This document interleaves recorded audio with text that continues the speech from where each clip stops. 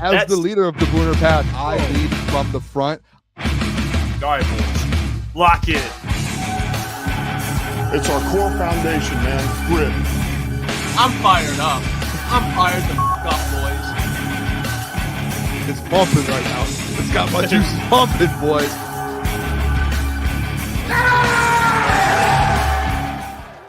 Welcome to Crunch Time Sports with Jeff and Booner. It's Tuesday, August 12th.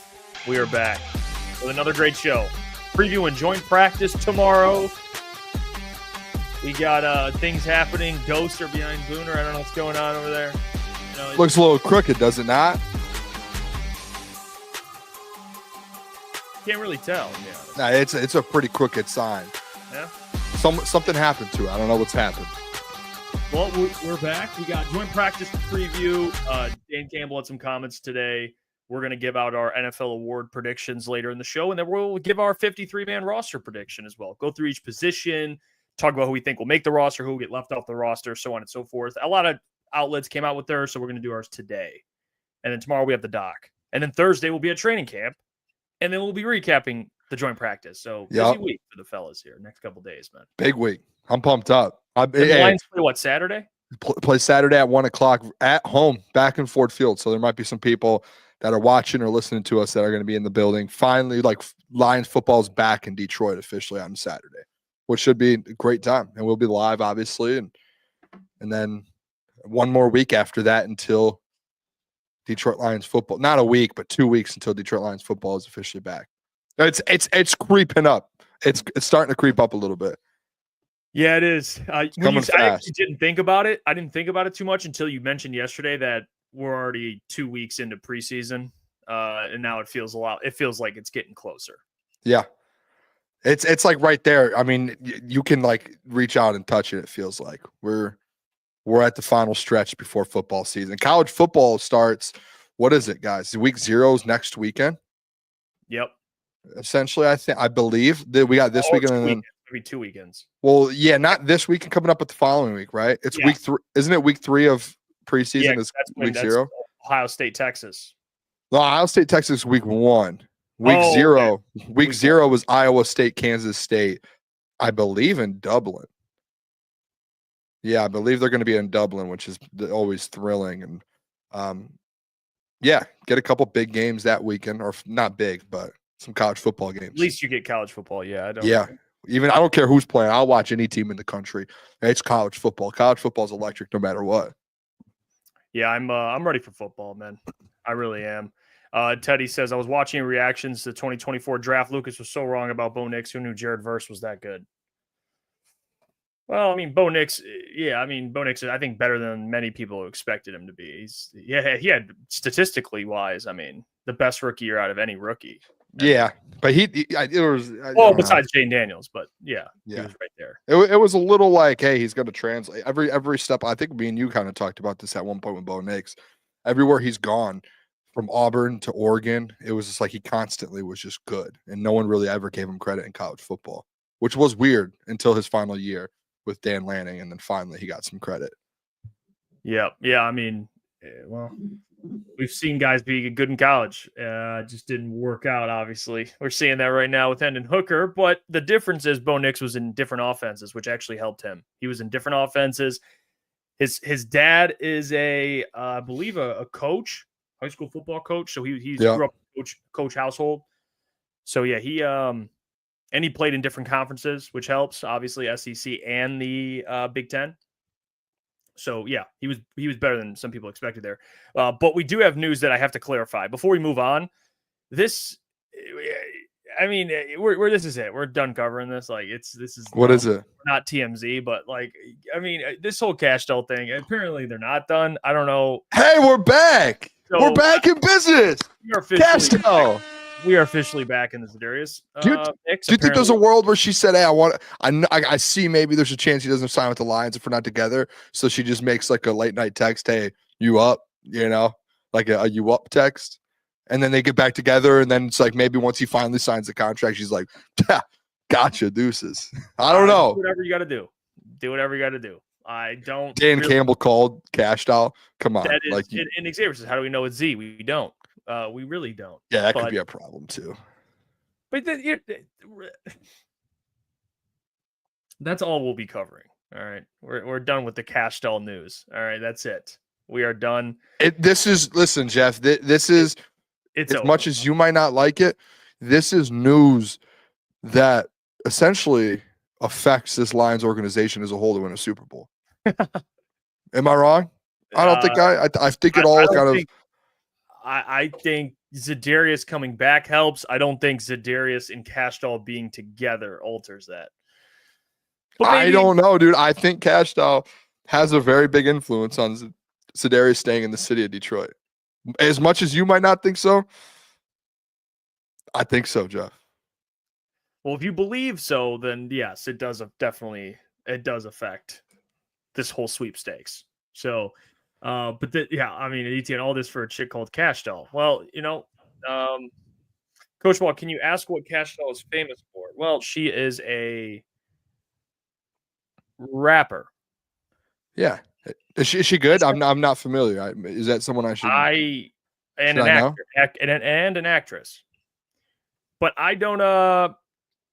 I can't speak on Cash Doll. I don't know much other than that. So sorry, Coach. Oh. I don't know much other. If there's people in the chat that maybe are fans or fans of other things besides her work, then you can share your opinion on that. But I think it's rapper, actress, musician. We'll go with that. What's up, Boone? I just say if we're just opening topics here, I got something for us to talk about real quick. Might take us a little bit.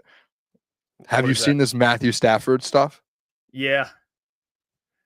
And I want it clear too. Me and Klotz did make a pizza bet on the Rams, did we not? And I said even whether Stafford's hurt or not. And I said part of the reason I don't think the Rams are going to be good is because Matthew Stafford and his age, he's just so up and down when it comes to injuries. You just never know. It's like 1 year you might have a good Stafford, the next year he misses half of the games. You just don't know. And guess what's happening right now? Man, and that sucks. I don't like injuries, Jeff. This guy's having like one of like the all-time worst back injuries, it feels like. Like everyone's saying it's like this is like the worst case scenario for Matthew Stafford. I feel like he's gonna just be like, I'm done playing. Well, the problem is, well, the back injury is obviously a big problem. I don't know. It's an aggravated disc. That doesn't sound good. Aggravated disc. I've had my share of lower back issues. I know it's one of the most, and obviously staying in shape and everything helps, but he's already in good shape. So when you're in good shape and you exercise and you do all the things you need to do and you have an injury like that, obviously he can recover from it better, but I'm also significantly younger than he is. Not significant. Maybe that's a little disrespectful, but I got a good 15 years less. That's significant. That's a big time. Obviously, me dealing with issues versus Matthew are two different things. And also, he plays a physical sport. Plays in the National Football League. Yeah, I don't have to get hit by 300-pound defensive linemen. So I talk sports. So I can recover. He doesn't have much, and he had I think it was Saturday, it was reported that Sean McVay said that he threw like 60 passes. So he threw a bunch of passes on Saturday or Sunday, I can't remember what day it was, to get prepared for practice. And then practice came, and he stayed in like a recovery like a trailer all practice. Like he was. Yeah, I just sent you the link in our private chat of today, Pat McAfee, and then we're breaking the chamber down. It looks insane. Like they just parked a trailer outside of the practice facility just for Matthew Stafford. I don't know what this thing does. I don't know I don't know. Did McAfee break this one down and tell us what it is? Because I've never heard of this before. This seems like it's honestly at the end of the day, it just seems like a bad situation. And someone in here, shout out Diggity Dog. He said Booner dancing on Stafford's grave. Listen, I've been one of the ones I think in the city of Detroit that covers the team and we that does media that's like stood up for Stafford here in Detroit. I've never like danced on him going to LA, nothing. I've been on the good side of Stafford. I'm just saying, Jeff, this isn't back situation at that age in the National Football League might not be good. Well, That's this all is I'm saying. It's an immortal chamber. Immortal advertises itself as a wellness device that aims to optimize human performance and promote holistic health through a combination of non-invasive technologies. So that's a bunch of word salad. So let's just play this clip. I was Life trailer. Is that an Airstream? That seems like a What are red they flag. doing there? That's originally an Airstream, which is a high quality travel living RV. If you would like, they have multiple different styles and anything for you if you need it. It is very dependable, like durable, and although it looks like it could just get blown over, it won't. It is very sturdy for you. It's a great rig that Airstream is there. Now these people bought a very expensive Airstream and said, you know what? Let's make it even more expensive. How? We're gonna make it super duper life one. You're walking here, you're gonna spend some time in here, and you're just gonna feel elevated. I think it's maybe a Gary Brecka type thing. Here. Hyperbaric deprivation. Oh, is it red light? There's thing in red there, light too? therapy in there. That's one of the stations, if you will. I would assume this is a wellness device that aims to optimize human performance and promote holistic health through a combination of non-invasive technologies. They got AQ Shipley's red light face thing in there. Yep. They got the back thing in there. I assume they got that little sit-in thing. O2 chamber. Yeah, that you sit in, makes you healthy after 40 minutes. If you got a cold or something like that, you sit in there. All right, cryo Heard of tank. that one? You never heard of that one? No. I saw it in a guy's house. Gee, that good. Very expensive house this guy had, and it was beautiful. We don't have to watch the whole. That thing looks like Joe Dirt's like trailer. They just parked it outside. Said, "Hey, Matt, you're staying in here when you're not on the field." Yeah, I mean, we'll see with the Rams. I obviously, I get what you're saying about Matthew's health. Obviously, he would be massive if Matthew Stafford's not the quarterback full time for the Rams. It changes a lot, obviously, For sure. But yeah, we'll see with that. I don't want him to be hurt. I want that very clear.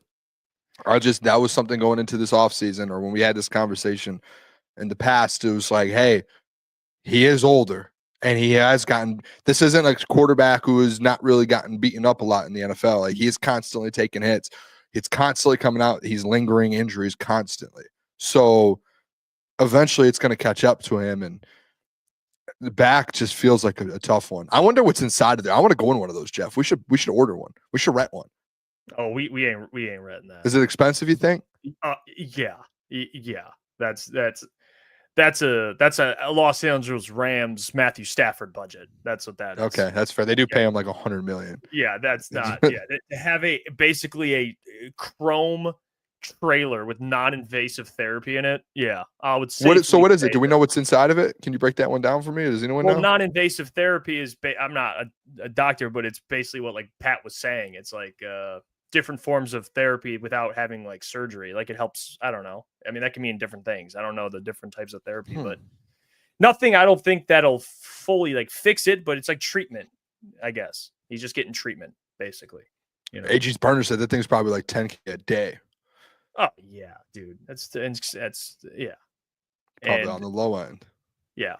Well, Dan Campbell, he said something to I think it was with Brad Galley. I think he spoke to. Yeah, so was Brad. And he said something really interesting. He mentioned how the number one seed, the obsession with the number one seed last year, he believes might have set the team up a little bit for failure. And he says that the Super Bowl is the ultimate goal, no matter what the circumstances are. He's kind of changed his mindset on that. Remember, we had that conversation last year. First, number one seed versus winning the division or just getting in. Who cares? Dan Campbell actually voiced his opinion on this, and we'll share our thoughts. But here's Dan Campbell on that. Ready to go. And there was a little part of me last year. I'm like, man, did I put such an emphasis on the one seed, playing at home, all these things, that it was almost like the set of circumstances, we had a bunch of injuries, that it was like, we took a deep breath, and then, you know, it's like, oh man, we reached one of those goals, but the ultimate goal is the Super Bowl. And so, you know, I just, in my own head, that I set us up for failure by the way that I spoke about it. I think about little things like that, whereas, you know what, we didn't lose on the road last year. Right. What if we'd have gone on the road? I mean, so it doesn't matter. You play home. Of course, I'd love to be home. We all would, man. Playing with our fans, man. Ford Field, it's the best. But you know what? Who cares, man? We'll play at home. We'll play on the road. We'll play in the elements. We'll play in the grass, turf. It doesn't matter, the wind. And every game is different, man. You find a way to win. Yeah, I mean, Dan's already said before, one ass cheek, three toes. What do you say? One ass cheek, three toes, landfill. Yep. They'll play anywhere. I know. I get what he's doing is what Brad Holmes talked about yesterday with the Puka Nacua stuff. Like Brad said, if you're not constantly self-evaluating yourself, you're not gonna get better. So the fact that Dan even thinks about that stuff, I give him a lot of credit for that. He wants to improve as a head coach, and he has to evaluate the season and say, was this the right move or was that the right move? Reality is, why they lost had nothing to do with the number one seed. I mean, that was a completely separate thing. Now I can see why you'd think like after getting the number one seed, you're like, yeah, you're celebrating. And then, you get humbled against the Commanders. But at the end of the day, the reason why you want the number one seed, it's ideal because you get the bye week. And we know how important it is now with injuries. So it helps. You get home field advantage throughout the entirety of the playoffs. You could argue like, okay, if you get into the playoffs and, you're on the road or even if you're at home, you won your division, you're the team, and then you face the number one seed, you're coming off a game. Like you're kind of in that mode rather than the team has a bye week. So there might be a little bit of rust, but that's not stuff you really like think about. You're not like, okay, let's not get the number one seed because we don't want to come off rusty. Like the goal should always be to get the number one seed. So I don't think as much as Dan Campbell's self-evaluating himself, I don't think he's being a little hard on himself by suggesting any of that. Yeah, I mean, obviously not his fault. I took that Half a little. The team died. So I mean, at the end of the day, I took that a little bit differently. I took it more so on, the pressure to get the one seed, but it felt like from the jump last year, like training camp, from day one, OTAs, mini camp, training camp, like as soon as they stepped in the building. Obviously, last year, coming off an NFC Championship loss, there was all the questions about Super Bowl. And instead of just being like, hey, one game at a time, we need to focus, which Dan is always really good at. And that's how he got to where they were last year. Last year, there was definitely, and you could tell, and I think this is kind of the point, one of the points Dan's making here, is we just talked about Super Bowl too much. Like, all we did was like, hey, it's Super Bowl or bust, when in reality, it's, hey, when you're in that building, it's 1 week at a time. Like, remember last year, the players constantly in the media, Super Bowl. Like, that was all that was getting thrown around. And there was a point last year where I think it hit them a little bit. And maybe it was even after the season where Dan's like, yeah, we probably shouldn't have been just throwing that out there like that. And I think that's something that kind of bites you in the butt a little bit when you look back at it. It's like, hey, all preseason, all training camp, all regular season, every time you get asked a question, the players, coaches, everyone's talking about just Super Bowl. And it's like, hey, that expectation, that's a lot, especially when you're looking at like a long-term thing. I mean, it's a 9 or 8 month season. This isn't like hey, we're already there, we're automatically going to be in the Super Bowl. No, dude, it's like, and Diggity Dog put in there, number one seeds have 62% win percentage since 2002. I don't know, Jeff. I thought I heard a stat one time as well that it was like only 1 or 2 1 seeds, or a very minimal amount of 1 seeds have actually went on to win the Super Bowl in the last like 10, 15 years. I could be completely wrong with that, but I remember hearing a stat close to that. But I think that's, at least in my opinion, I think that's the point Dan's kind of putting across. And me and you have been at camp. We've covered this team over the last 2 months since they've started OTAs again, and they've gotten back into things. And even with the draft, you know what word I haven't heard once come out of any of the players or coaches' mouth? And maybe I just missed it if someone's heard it and sent it to me. I haven't heard them say Super Bowl. I haven't heard them mention it. What do the signs say around town? It's hunting season. If you're if you're at the front and all you keep talking about is Super Bowl, you're not hunting anything. You're being hunted. And obviously they've changed their mindset. And I think that's what Dan's talking about going into this season. Like, hey, I got ahead of myself, and as the leader of this organization, of this team, I should have never done that. It's like, I think that's not a bad thing, though. Like, they should. No, but I don't think it's just like that. Like, yes, that's your goal, but that being your sole identity for 8 months, when, hey, and I think, like, it's not a bad thing for fans to talk about it. It's not a bad thing for media to talk about it. It's not a bad thing for all of us to put those expectations on the team. But when you're internal in that building, you already know what the end goal is.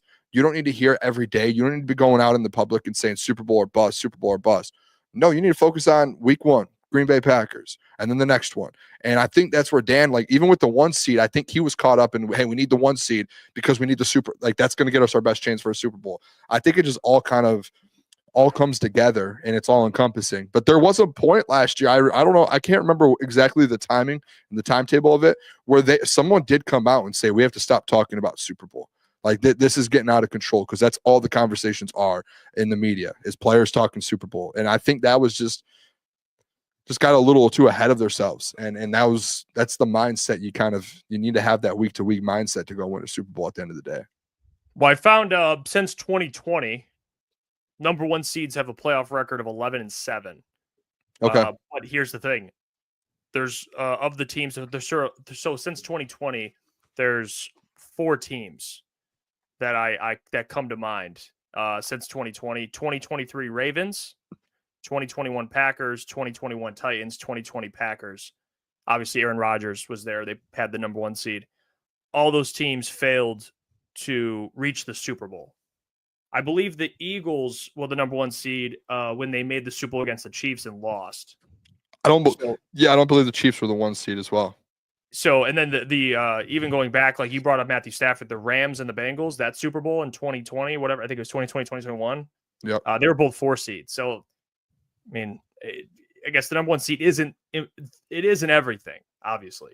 It isn't everything. You can win in the playoffs, but winning a Super Bowl, based on the data, isn't the end all be all. Getting the number one seed, it just hasn't really proven to turn out that way. So I've always said, like, the number one is your goal should just be win your division, and then anything after that, it's like cool, but just win your division, because then you get home playoff games until you face someone better than you. But just win that should be the goal every year. Obviously, win the NFC North, and then get in the playoffs and go win a Super Bowl. But the number one seed, I think that's just a bonus to me. It's like, cool. You get a bye week, you get rested. Cool. You get home field throughout the entirety of the playoffs. Awesome. But that's not really the biggest thing I'm always focused on. I don't think that teams should be focused on that. It's just win games, win your division. And if you get the number one seed in the process, then you do. I agree. Yeah. And I think things would have been a little different. I still believe if the team was healthy, obviously. So I can't even say, they got the number one seed and got lackadaisical. It was just, they had nobody left out there. They just did not. And the offense was, it was a whole nother thing. So yeah, that defense was never winning a Super Bowl. You were like spot on last year with that. Yeah, I was into like tunnel vision. I was in the Booner Path tunnel vision. Have you ever been in like one of those underground tunnels, like going into New York? Yes. That was like, I was in that tunnel for the Booner Path. And there was like injuries while I was going through it. And then I got out the other end and it was like Commanders game. Oh, people tried to tell me. Didn't work. Yeah. So, I'm right there with you. I just think it's like this year, you just take the pressure off, man. Focus 1 week at a time. And I think that's kind of Dan Campbell's mindset this year. If you were to learn anything from last year, it's like, dude, just don't put that much pressure on yourself. That one, you have to get the number one seed. And number two, that I think everyone in Detroit, everyone in that organization knows what the end goal is of a Super Bowl.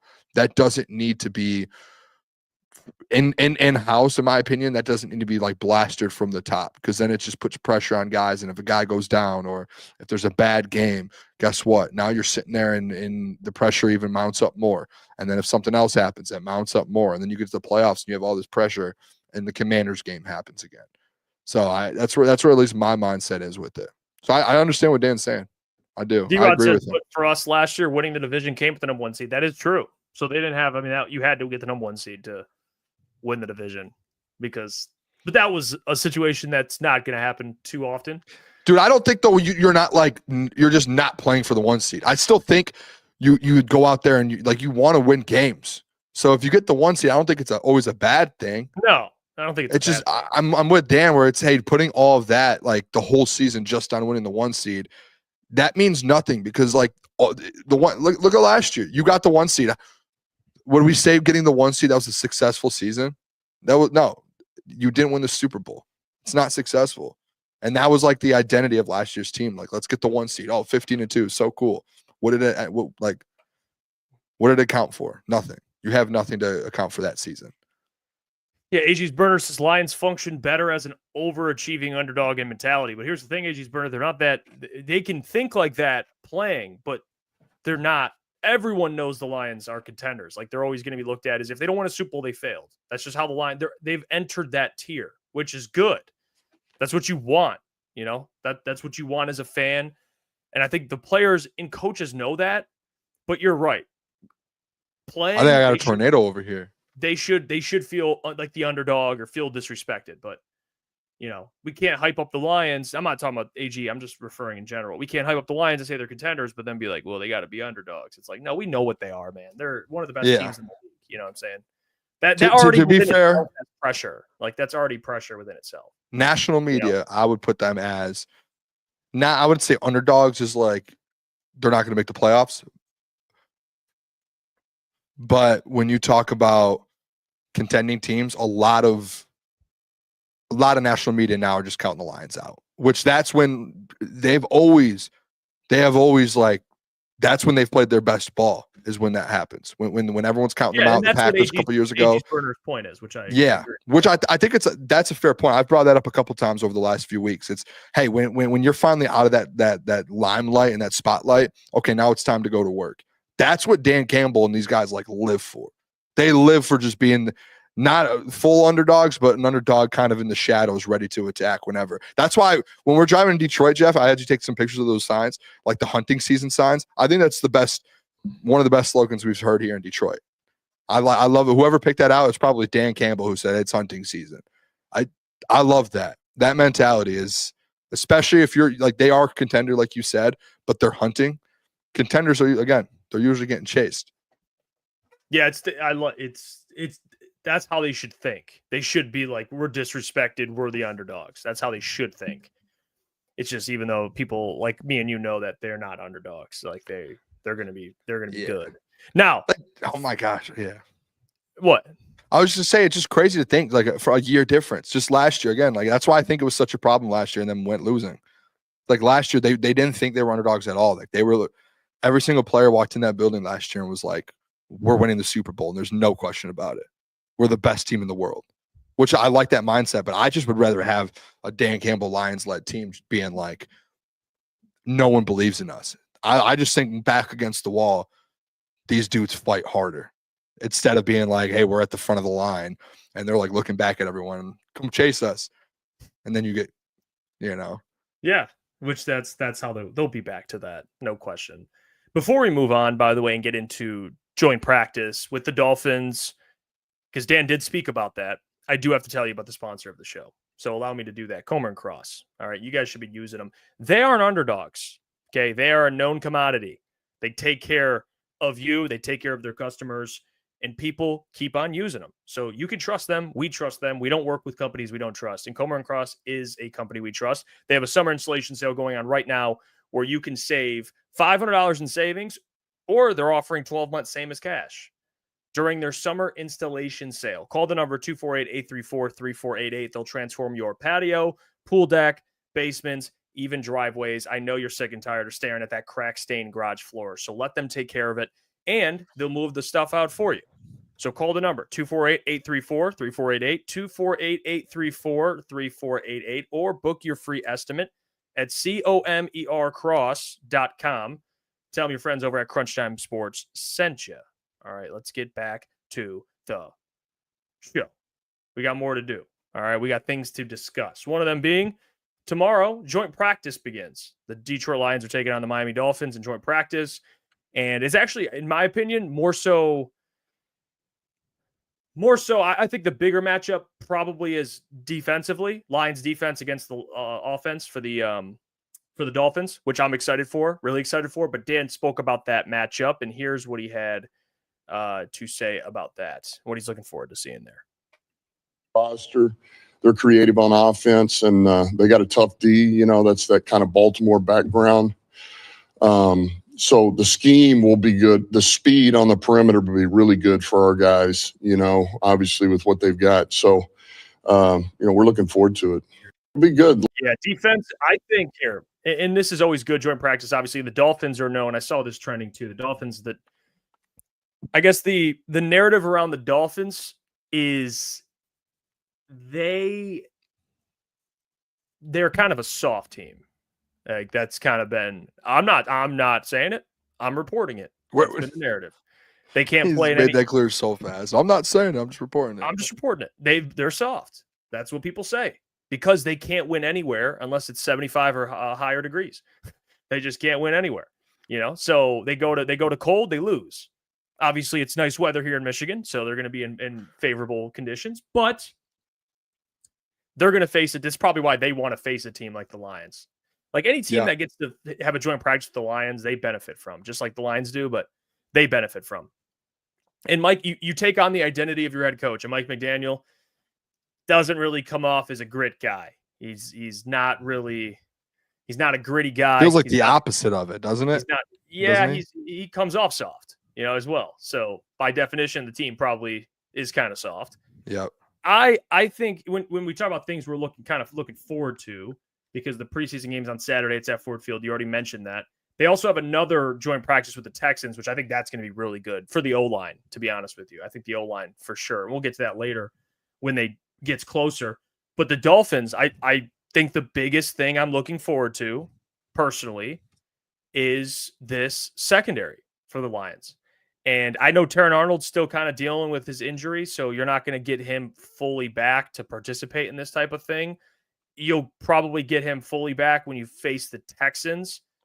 But to me, we talk about a secondary with DJ Reed and whether it's Rock Ya-Sin or whoever's Amik Robertson, obviously, Kirby, Brian. You can throw Jack in there too, the linebackers. But I'm just going to stick with the secondary. I think this is going to be a big thing for them. I mean, they've won against Amon-Ra St. Brown, J-Mo, all training camp. Now they get Jalen Waddle and Tyreek Hill. And say what you want about Tua. Like, Tua's accurate and he's a good quarterback. He's not great. He's not bad. He's just a good quarterback and he's accurate. So I think for the secondary, that's going to be something that I pay attention to and something that I'm going to be looking forward to seeing how many of those matchups that they win and they look good in, because as advertised, secondary has been pretty solid all training camp, and I want to see that continue against the Dolphins. Yeah, I like that. One thing I'm kind of trying to figure out, and I saw it today as well, I want to know who's going to be playing over the next few days in practice, because I thought I saw that Tyreek Hill potentially will be out for practice. But my number one, I was thinking the same thing. Like when we had this talking about getting into training camp a couple weeks ago, TA, if he ends up getting healthy, I know he's out right now, but if he ends up being able to play over the next 2 days to go up against those types of matchups, and even to see DJ Reed and, like you said, Rock Ya-Sin, I think that's for them, at least if Jalen Waddle's going, you finally get to see it up against someone else. I saw Julian Edelman talking at the Patriots camp, Jeff, and the one thing he said that he loved the most about camp was the joint practices, because you're able, like, hey, you're like going up against the same team every day for weeks, and they know every single thing you do. They know what, if you're getting into a certain route, they know how you're setting it up. If whatever play it is, they know what play is coming, and it gets repetitive and it gets to a point to where it's, hey, we need to match up against someone else. I think the biggest thing for this period this week to see really how good this Lions team can be, I think being able to see this starting offensive unit as a whole with John Morton, because we've constantly seen it versus defense, and the storyline all camp has been defense has been winning. Defense has been winning. Defense has been winning. And it's because obviously Calvin Shepard's been attacking that left tackle. He knows the kind of the weaknesses and what to attack. And at the same time, John Morton in this offense, they're still trying to gel and get that feel for it. I'm interested to see what John Morton versus this Miami Dolphins defense. I don't care how good their defense is or not, just a different defense versus the ones. Get someone else to see, like, hey, what does Jahmyr Gibbs look like? What does DeMont look like? How does Isaac Tesla actually fit into this offense versus a first-team defense somewhere else in the NFL, not just in practice? That's what I'm kind of most curious to see, is this offensive line gelling with John Morton and Jared Goff. Honestly, Jeff, just the whole offensive side of the ball. That's just, I'm going to keep my eye on that. We're going to be there tomorrow, or not tomorrow, Thursday, and that's going to be the only thing I'm looking forward to. I want to see if this offense can take a step forward. You just want to see improvement. That's it. There's been it's been all negative things essentially for this Lions offense over the last 2 weeks, besides the last day. I think yesterday might have been the first day we finally heard something positive, and Taylor Decker was back. So now that you have another team in Allen Park, dude, I want to see this offense take a step forward. They need to figure this thing out, because this is the top offense in the NFL. And if they're going to if this is going to be an issue, something's got to get worked out.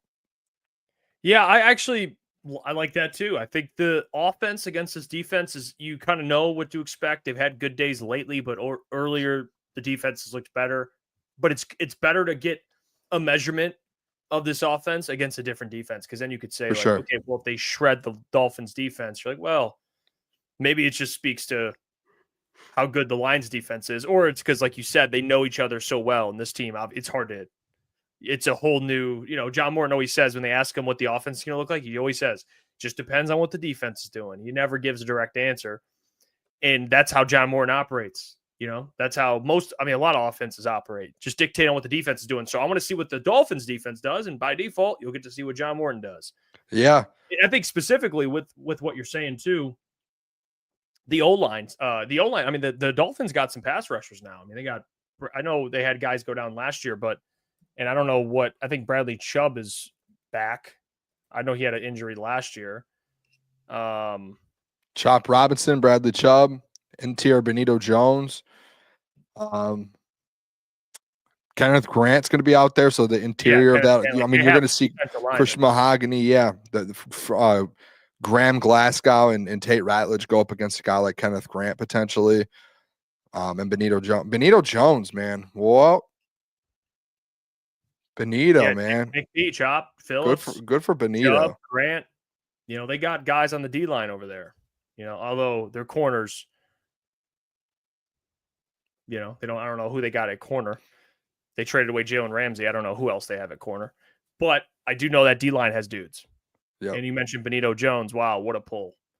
Benito Jones. He right now on their depth chart, Jeff, on ESPN, he is their starting defensive tackle. It's showing. But obviously, Kenneth Grant is like second team. That's just not going to be the case. But either way, I don't even care. Honestly, like I said before, I don't even care how good the defense is that you're going up against. I think it's just being able to get this first team up against a different defense than the Detroit Lions defense to get a different look. Like tomorrow, people should be refreshing their phones. You should have Detroit Lions on SI, the Doc's article up where he puts the live, he live tweets it or live post it, and just be refreshing that, because I want to see how Jared Goff's playing against a different defense. I want to see, is John Morton going to continue to take these deep shots? I feel like the next 2 days we're going to learn a lot about this offense. Don't you think? Yeah, we will. We definitely will. Noah says Benito got 0 sacks last year. Toasty says Benito is a first stringer. Yikes. Yeah. They got some guys over there. And also Nick P, DJ Reed knows the Finns very well, play for the Jets, obviously. So he's familiar with those Dolphins wide receivers. Definitely. I saw AG's burner also put in there that he believes that the Lions should play the starters this Saturday for a series. I know we talked about that yesterday. Yeah, I don't know. I would wait. If you did it, I would just wait till week 3, the final week. Yeah, I don't know. Because here's the thing. Here's what I'll say. If the offense goes against this Dolphins defense and they're struggling again, maybe just like not up to speed, I'm not gonna hit the panic button, but I will be like, really? What's going on here? This is a whole nother defense that doesn't know you as well as the Lions defense does. Yeah. Like what? So it's one of those things where it's like you're willing to give it still a couple weeks into the season. I understand, but I would be a little disappointed for sure if the offense, they've been looking good recently. Like you should carry that momentum right into the Dolphins. Honestly, when I would panic, Jeff, and not like, again, like you said, a few weeks into the season, that's fine. We can wait that. But like, if I would really start questioning it, I think it would be if they struggled a little bit versus the Dolphins. There are reports, hey, Jared Goff interception. They're not moving the rock. All of that. I wouldn't be as up in flames until if you get to that Houston joint practice, and if it's happening during there, because that shows there's just no progress being made. And at the end of the day, like this going into this week, they are still kind of learning. And essentially this week, like the one benefit of the doubt that I'll give them is this is the first with. I almost said Ben Johnson. With John Morton, this is the first live action that he's going to have versus another team. So there is going to probably be some growing pains within this week as well. Next week, though, there's no excuse. The offense, you should be able to see a lot of positives versus the Texans. And you know what, too? I know we talked about playing them in one series. Dan has that mindset where he feels like these joint practices help these starters out more than even a preseason game, because you're able to actually do scrimmages and put them in scenarios that you want them to be in. Instead of you play them in a drive in a preseason game and it's like 3 and out and then they just don't go back out there. It just makes no sense, where you have 2 days of practice with each team, 4 total practices where you're doing live drills and scrimmages. So you're essentially doing a preseason game already throughout the week with them. Yeah, which I actually agree. I get what he's saying with that too. It makes a ton of sense. It makes a ton of sense. And, Burning Issues brings up a good point. Lions offense sucked against the Giants in joint practices last year. So, yeah, I don't think it's everything, but you want to see improvement. I think Dan would agree with that. Even though Xavier's point, they're not going to be running. They're going to be running a very vanilla offense. So, obviously, it's not like John Morton's going to be whipping all these bags out of all these tricks out of his bag in a joint practice. Obviously, it's going to be vanilla stuff. But same with the defense for the Dolphins. No team's going to show their hand right now. They're just not. So I think talk about things we're looking forward to see. The secondary, you brought up the defense or the offense. I think the O-line is going to be important. And I mean, if you want to talk about some of the rookies, I think that would be a nice measuring stick for those guys. Like Tyleek is going to be playing snaps with the ones. Yeah. I think it's a good opportunity for the Tate Ratledge, another one. Like those guys you want to pay attention to, obviously. I want Isaac Tesla to get runs with the ones this week. This is a good opportunity for them to throw him out there. Obviously, Tim Patrick's dealing with an injury, but get a feel for the rooks in the joint practice. Did you see my lights flicker? Is it raining over by you? I mean, dude, there's a tornado, thunderstorms going on. Yeah, I mean, you might be getting hit soon. I've been dealing with this earlier today. Was going on, and now all of a sudden it just came back out of nowhere. Did you not? No one saw that flicker? I didn't see it. We'll see. We'll see what happens. Oh, we might lose Moon. Imagine that. That would be going down to a storm again, man. Can I as well? Can I play this clip? And this is on the Docs. This is on the Docs podcast. Did you see that Grant Stewart, what he did today or yesterday? I guess he took some shots at the Dolphins. He took a few shots at the Dolphins. This is the Doc. This is his podcast. He spoke with Grant Stewart. I believe it was at practice yesterday. Yeah, for sure. And I don't know if they ready, man. I'm gonna keep it a stack.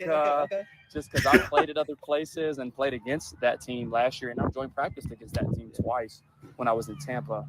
And I don't know if they practice how we practice. So I'm excited to see our guys for sure, and I'm excited to get out there, do something against somebody else where they don't know every in and out of what we're doing and stuff. So that'll be cool, man. It'll be dope. Appreciate your time. Now that blew up on Miami Dolphins Twitter. They did not. Miami Dolphins Twitter did not take that well. I got that tweet, Jeff. This tweet. It's. I don't know if you want to share it again. This is an account, Fins Extra. Detroit Lions linebacker on joint practice, and then it has. And this isn't the only tweet that I saw.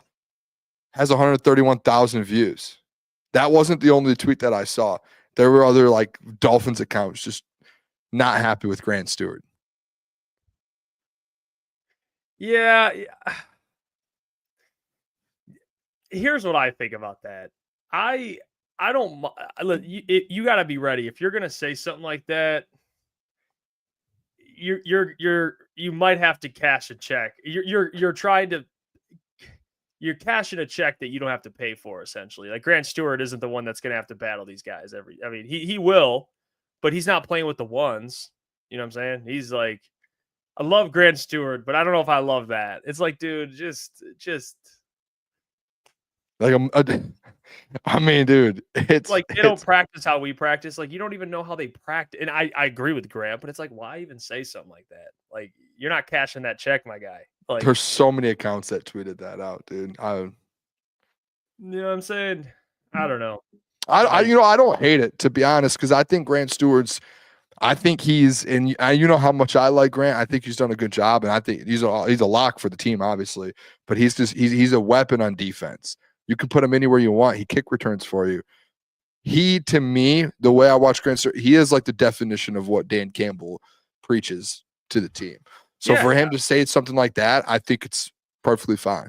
Like he's letting them know, hey, we're built a little different. I don't think. Listen, in ETN, this is what I hate sometimes. You don't need to be like the best of all time or one of the best at your position to be able to talk. I always thought that was the dumbest thing ever when people would say stuff like that. Well, we learned that from CJ Gardner-Johnson. But I think the only thing with CJ is waving to the fans and then losing the game.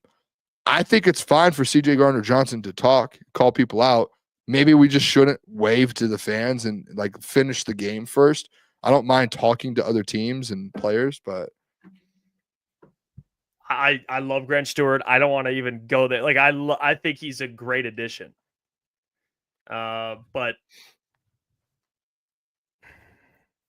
and I don't agree with this either. I don't agree with Noah. He's not the next CJ Gardner-Johnson. No, he's not. This is something. It's not even the same. It's very minor. I like that Grant did it. Fire this thing up a little bit. Let's get a little Jeff. How about this? Why don't you wake up and get a little juice? What? I don't know. I'm just firing you up, man. I don't know. But I'm trying to be Grant Stewart here. How did I sound? Good? It's like the same thing we were talking about earlier with the Super Bowl thing. It's like, just take it game by game. We don't have to. Yeah, but you could. It doesn't mean just, hey, it's not the, hey, shut up and don't say anything and just play ball. No. Talk. Do what you got to do. Let the people know. They're not ready for it. Oh, by the way, Jay Hart. You want him just to be humble and just sit back. Don't say anything. He has seen them practice. I do stand corrected. He said that in the thing. Yeah, that is. He was with Tampa. I think. Listen, at the end of the day, he did say he did the 2 joint practices with them. I like that Grant's done it. I can't believe you're not on this. Honestly, if I'm being honest with you, Jeff, I don't understand where you're coming from. I don't know your point right now. You've lost me. You don't know my point? I have no clue. You've lost me. I don't know what to tell you. Grant, love the confidence. I just think that's something you say in the locker room. Like, you don't know, hey, guys, these guys they're soft as shit. They don't practice like us. Like, you don't have to go to the media and be like, yeah, I've seen them practice. They don't practice. Like, dude, you don't have to say that to the media. Oh, man. Come on. You know what I'm saying? You just don't. No, I don't, actually. You could still fire up the guys by directly talking to them. You know, he's confident in this team. Fires them up. Like a little bit of bench players talking like starters. This guy Jeff, man, this guy just loves to hate. If Caleb Williams said that, bench players talking like starters, I hate it. Who cares? I mean, he's allowed to say whatever he wants. I don't care if you're a bench or starter. If you're out there on the field playing, say what you want. Go out there and this guy Jeff, man. If Caleb Williams came out and was like, these guys don't practice like us. Well, he's a starting quarterback. So, but that's not the point you're making. Your point that you're making is you just shouldn't do that in general. I started the. If your point is the only reason he can't say it is because he's a bench player, then you are dead wrong. I started the whole thing with he's writing a check that he doesn't have to cash unnecessarily. Whoa. You know, but whatever. I don't give a shit. Honestly, we're making a mountain out of a molehill. Which is fair, but at the end of the day, I want you to. That's all. Not my preference. You know, that's fine. All right. I'm just gonna going forward. Anyone that doesn't start, no trash talk. If that's your opinion, you can think. No, that's the point you're making, which is fair. All right, you go ahead. I think if you're just on the squad at all and you're working every day and you're putting the work in, you're allowed to say whatever you want. Well, obviously not whatever, but you're allowed to talk like that. You're allowed to push some buttons. You had no problem with CJ Gardner-Johnson. The only thing I didn't like was the hand wave because the game wasn't over. I didn't mind CJ Gardner-Johnson talking to people. I never said I did. Never. Don't care.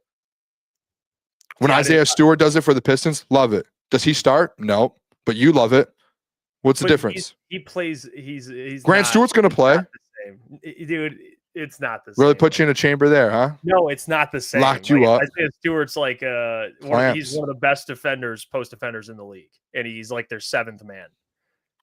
Grant Stewart's a 3rd string linebacker. Like, all due respect, again, I'm not trying to, but whatever. It's fine. It's whatever. We'll move on. All right, we'll move on. We'll get to our roster predictions. This All guy, right. man. Hey, that was a fun. 53-man roster Hope Grant prediction. Stewart sees you tomorrow or Thursday. I don't want no smoke with Grant Stewart, dude. What if he That's walks it. up and says something to you like Anzo checked the doc a couple years ago? Well, I don't have a problem being like, hey, Grant, just personally, not a fan. Not a fan of doing that. I mean, I'll and say you know what I would do? I would step right in and be like, Grant, hey, keep being a dog. Don't listen to this loser right here. Hey, And then, Grant, I love the confidence. I think that's probably something you probably should just say to your teammates in the locker room. I would say that. That's exactly what I would say. And then And I would proceed. And then I would proceed to go. I would look around and be like, "Is there people around me that I can run and hide behind?" If this guy, well, no, I will be right there, and I'll make sure I tell Grant, hey, sorry for my friend that's a loser and is very weak-minded. no, And he'll be like, he'll be like, yeah, boom. it'd be like LeBron. It'd be like LeBron going up to Stephen A. Smith, and then afterwards, I'll be like, I would have whooped his ass. And then it's like how LeBron walked away and dapped someone up right away. That's me with Grant. He Like walks over to Stephen me A. and be like, oh, Boone, hey, I heard you, Boone. There we go, Boone. Yeah, No, thanks, actually, Grant. no. Like I said, I love Grant Stewart, the player. I do. He's a great depth piece. He's actually Just can't got a talk. steal. No, he can talk. He can talk a little junk here or there, whatever. I'm not saying the guy's got to shut his mouth, but I'm just saying I don't know if I like. You're basically calling the other team soft. It's basically what you just said. To be fair, That's what you just said. it's kind of funny. To be fair, you did open up this whole at 8:15 when we did this segment. You opened it up with Mike McDaniels and the Dolphins are soft. Well, I'm not on the Lions. I can say whatever the fuck I want to say. It's just such a full circle moment, dude. I don't have to. I'm not It's over there such a playing. full circle moment. I'm not playing football. All right. That's fair. Yeah, man, I got You know? you. Yeah, They're no, actually- for sure, 100%.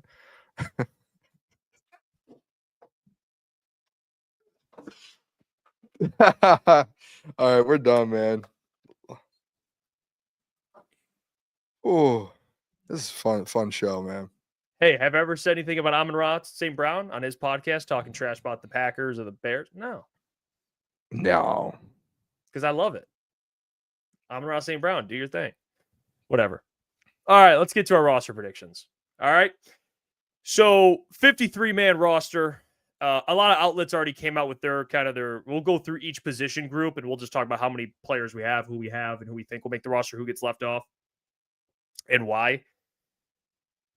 So let's begin. All right. And, let's just get the first one out the way. I have. By the way, I just want to show the people. I have my depth chart right here. I'm not going to show mine. It's a lot of scribbles. I got a lot of. You just see, dude. It's like just the quarterbacks. It's just like 10 scribbles of Hendon and Kyle Allen back and forth. So we'll start with the quarterback. All right. I've seen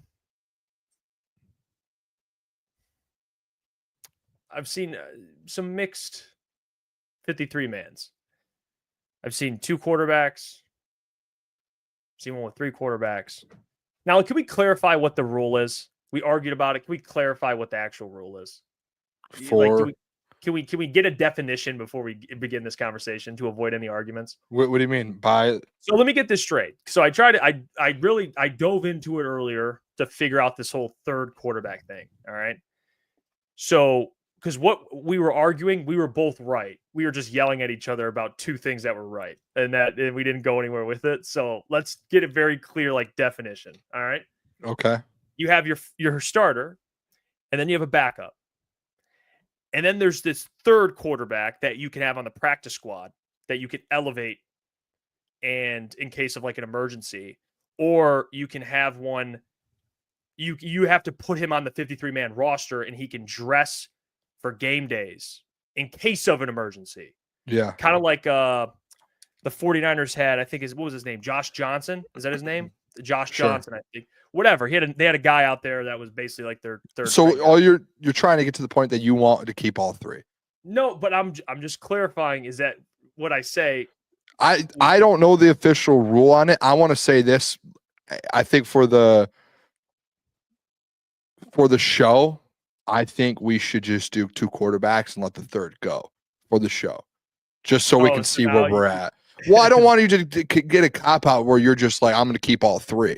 I think it's like every single 53-man roster prediction that I've seen, everyone's kept 2 quarterbacks. I haven't seen one keep 3. And then I went last year to look at the Detroit Lions 53-man roster, and they only kept 2 quarterbacks. They did not keep a third. They left. I think it was what's his name that they brought in ended up being on the practice squad. So I think just for the aspect of this show, the entertainment factor, I think you should choose. There actually might be a tornado outside. I'm just throwing it out there. I mean, Jeff, you're looking around, dude. You live an hour away from me. I mean, I'm talking about like outside my window. I have to double check if it's even raining, not if there's a tornado. But that's fair. No, yeah, it sounds like a tornado. It sounds like pretty bad out there. But I say we just stick with 2 quarterbacks, just for the sense of the show. I think it's more entertaining. I think because it's an easy out being like, 3. Then no, it's not an easy out because it's what I whatever. We don't have to argue about it. Fine. We're gonna have the same 2 then. It's Jared Goff and Kyle Allen. Okay. As of August 12th. It's Kyle Allen. All right, fair. I like it. I have Jared Goff and Hendon Hooker. I'm kidding. I have Kyle Allen. Yeah. Yeah, So no, I have that. Yep. So we can we can, you know what, but hey, guess what? That 3-1 comeback LeBron had against the Warriors. No one thought that. It's not happening. It's over. And he did. Running backs. I have 4 on the roster. I have 4. Last year, they kept 4 as well. Obviously, Jahmyr Gibbs, Demont, Craig Reynolds, and Sione Vaki. Do you have the same 4? I have the same. Yep. Craig, Sione Vaki, and then they cut the other 2 they brought in. Yep. In the offseason. Maybe a practice squad guy they'll keep. Yeah, they might keep you know who I think they keep is the Tennessee kid. Yeah, is that Sailors or not sure. Let me see. I got it. The name. The Tennessee kid has actually been pretty good for this team. He played in the preseason, right? Last week? Yeah, and he looked decent. I know you liked him a lot. Yeah, I think they keep him around on the practice squad, but okay. Yeah. I would say 4. I agree with that. And then wide receiver. So before we go, do you want me to tell you what they kept last year, just so you have an idea of? Yes. Last year they kept 4 wide receivers. They kept Amon-Ra, J-Mo, Khalif, and Isaiah Williams. Isaiah Williams. I think they keep 6. I still believe it. Because here's why I think they keep 6. Well, then Tim Patrick last year. I apologize. They added Tim Patrick. And then they got rid of Isaiah Williams. Yeah, or maybe he was like the 5th in and out. But I was just reading part of Detroit. This must have been like right before they brought Tim Patrick. I think they keep 6. And the reason why I think they keep 6 is because Amon-Ra, J-Mo, and Khalif are guaranteed. Those are 3. Tim Patrick, they definitely want to keep. Now, he could start the year. I don't know what this injury is. I don't know, but they're not going to cut him. So they're going to have the 4. Isaac, that's not even a debate. That's 5. The question is, who do they keep? The 6th guy. And I think they keep Dominic Lovett. And the reason why I think they keep Dominic Lovett is because I think they like what he can bring, because he can play special teams and he can return, which they don't have anyone. They don't have any wide receivers. They have other guys like Khalil Dorsey can do it. But I think they like Dominic Lovett's special team versatility. So I think they'll keep 6. But if you want to say 5 and you think, because I think if Dominic Lovett gets cut and brought to the practice squad, if Isaiah Williams got scooped as a UDFA, I think Dominic Lovett will be gone because he's a 7th round pick. You know, like he was drafted. So I think if Isaiah Williams found a spot, I think he'll find a spot. So I think they keep 6. And then Meeks, by the way, the reason why I don't think they go with Lovett over Meeks is because they have a lot of guys that are built like Jackson Meeks. They have similar types of wide receiver guys. Like they have X's and guys that can play the X, the Z. They don't have any slot guys besides. I do have and Khalif. I have different. I just went 5 wide receivers. Last year they went Isaiah Williams and they had that with the 4th, and then they had Tim Patrick as the 5th. Listen, I want, and you know, I'm gonna be honest with you, Jeff. If I was creating this team, I would do a 6 and keep Dominic Lovett personally. Now, when you do look at like the roster as a whole, there's probably like when I did my 53-man to start, I had 50. I told you I had 52 slots and I had one available. I kind of think about that extra slot for a guy like Zadarius, to where they don't have to cut an extra player and they have an extra slot for a guy like that. And if you add a Dominic Lovett and say you don't add him, I think Dominic Lovett's like the next man in. But the problem is I think he looked good in his action. He did have the 2 drops, but the big problem too, it's that he's hurt right now. And that's, when's he going to be back is the question. I think he has the talent to do it, and he's the 7th. I don't think I'm going to put him in mind right away to be a lock. You know, I do think that he still go out there, prove. I think it's his to lose. But like Jomo Lion King in the chat, like an extra O-lineman instead of Lovett. I think with the injuries last year, especially on the D line, and you know, you even look at your O-line, that you don't want to lose some of those development guys that you have, or even Jeff in that corner room. It's like, what's more valuable to you, having depth in certain positions or keeping Dominic Lovett around? I don't know if Dominic Lovett's hurt for the next couple of weeks. If you cut him and you bring him back to the practice squad, does someone pick him up? I think that's like, it's a risk, yeah, but I think there's a good chance that you can still get him back on the P squad, as the people call it. So I right now just had 5. I had Amon-Ra, J-Mo, Tim, Tesla, and Khalif. I would like Dominic. You know what I'm going to do, Jeff? I'm going to put him on the side here. So if I have an extra spot or I want to cut someone while we're doing this, he's next man in.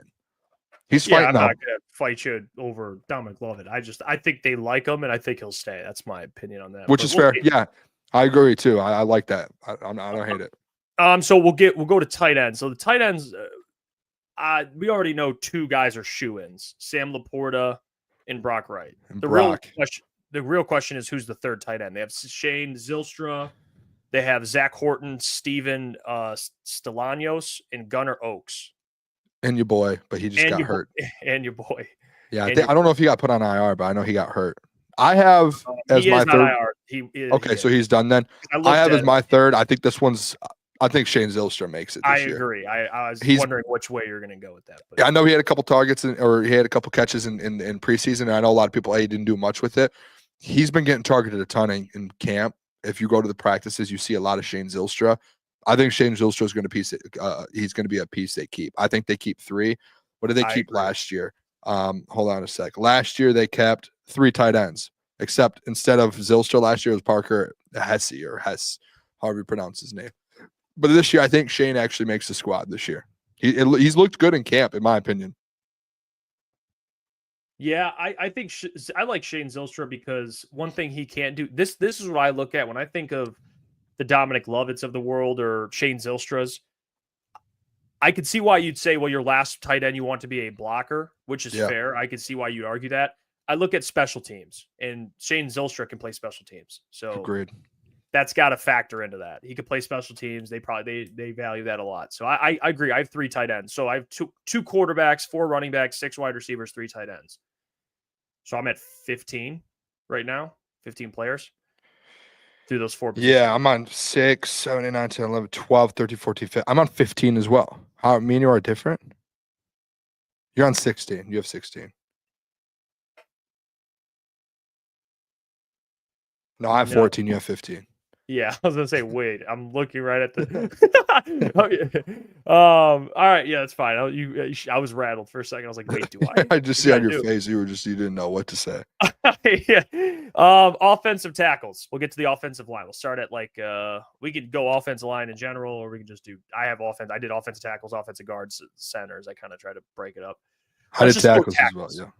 So do you want me to? You want to? It should be consensus, right? I have 4. How many do you have? 4. Yeah, and I put a 5th one if I have an extra spot, and I think this is one of those guys who's on like the 53, 54, 55 mark. I think Jamarco Jones. If I know he's banged up right now, I don't know how long he's out for. I think Jamarco being like more tackle depth, I think he's a guy that has a chance to make it. But I think Panay, Taylor Decker, Dan Skipper, and Giovanni Manu are your 4 tackles. And obviously it sucks, but Jamarco that's your 5th guy.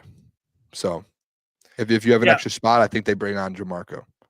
I agree 1,000%. I think Skipper being back, and then they had a tackle go down in the game last week. I don't forgot his name. I got injured in the warm up. But yeah, Jamarco, he has got that. I think he's got like he's got some injury. I forgot what it was, but he's out right now. So 4 tackles for me too. Interior offensive line. We'll just group guards and centers together. I have, let me see. So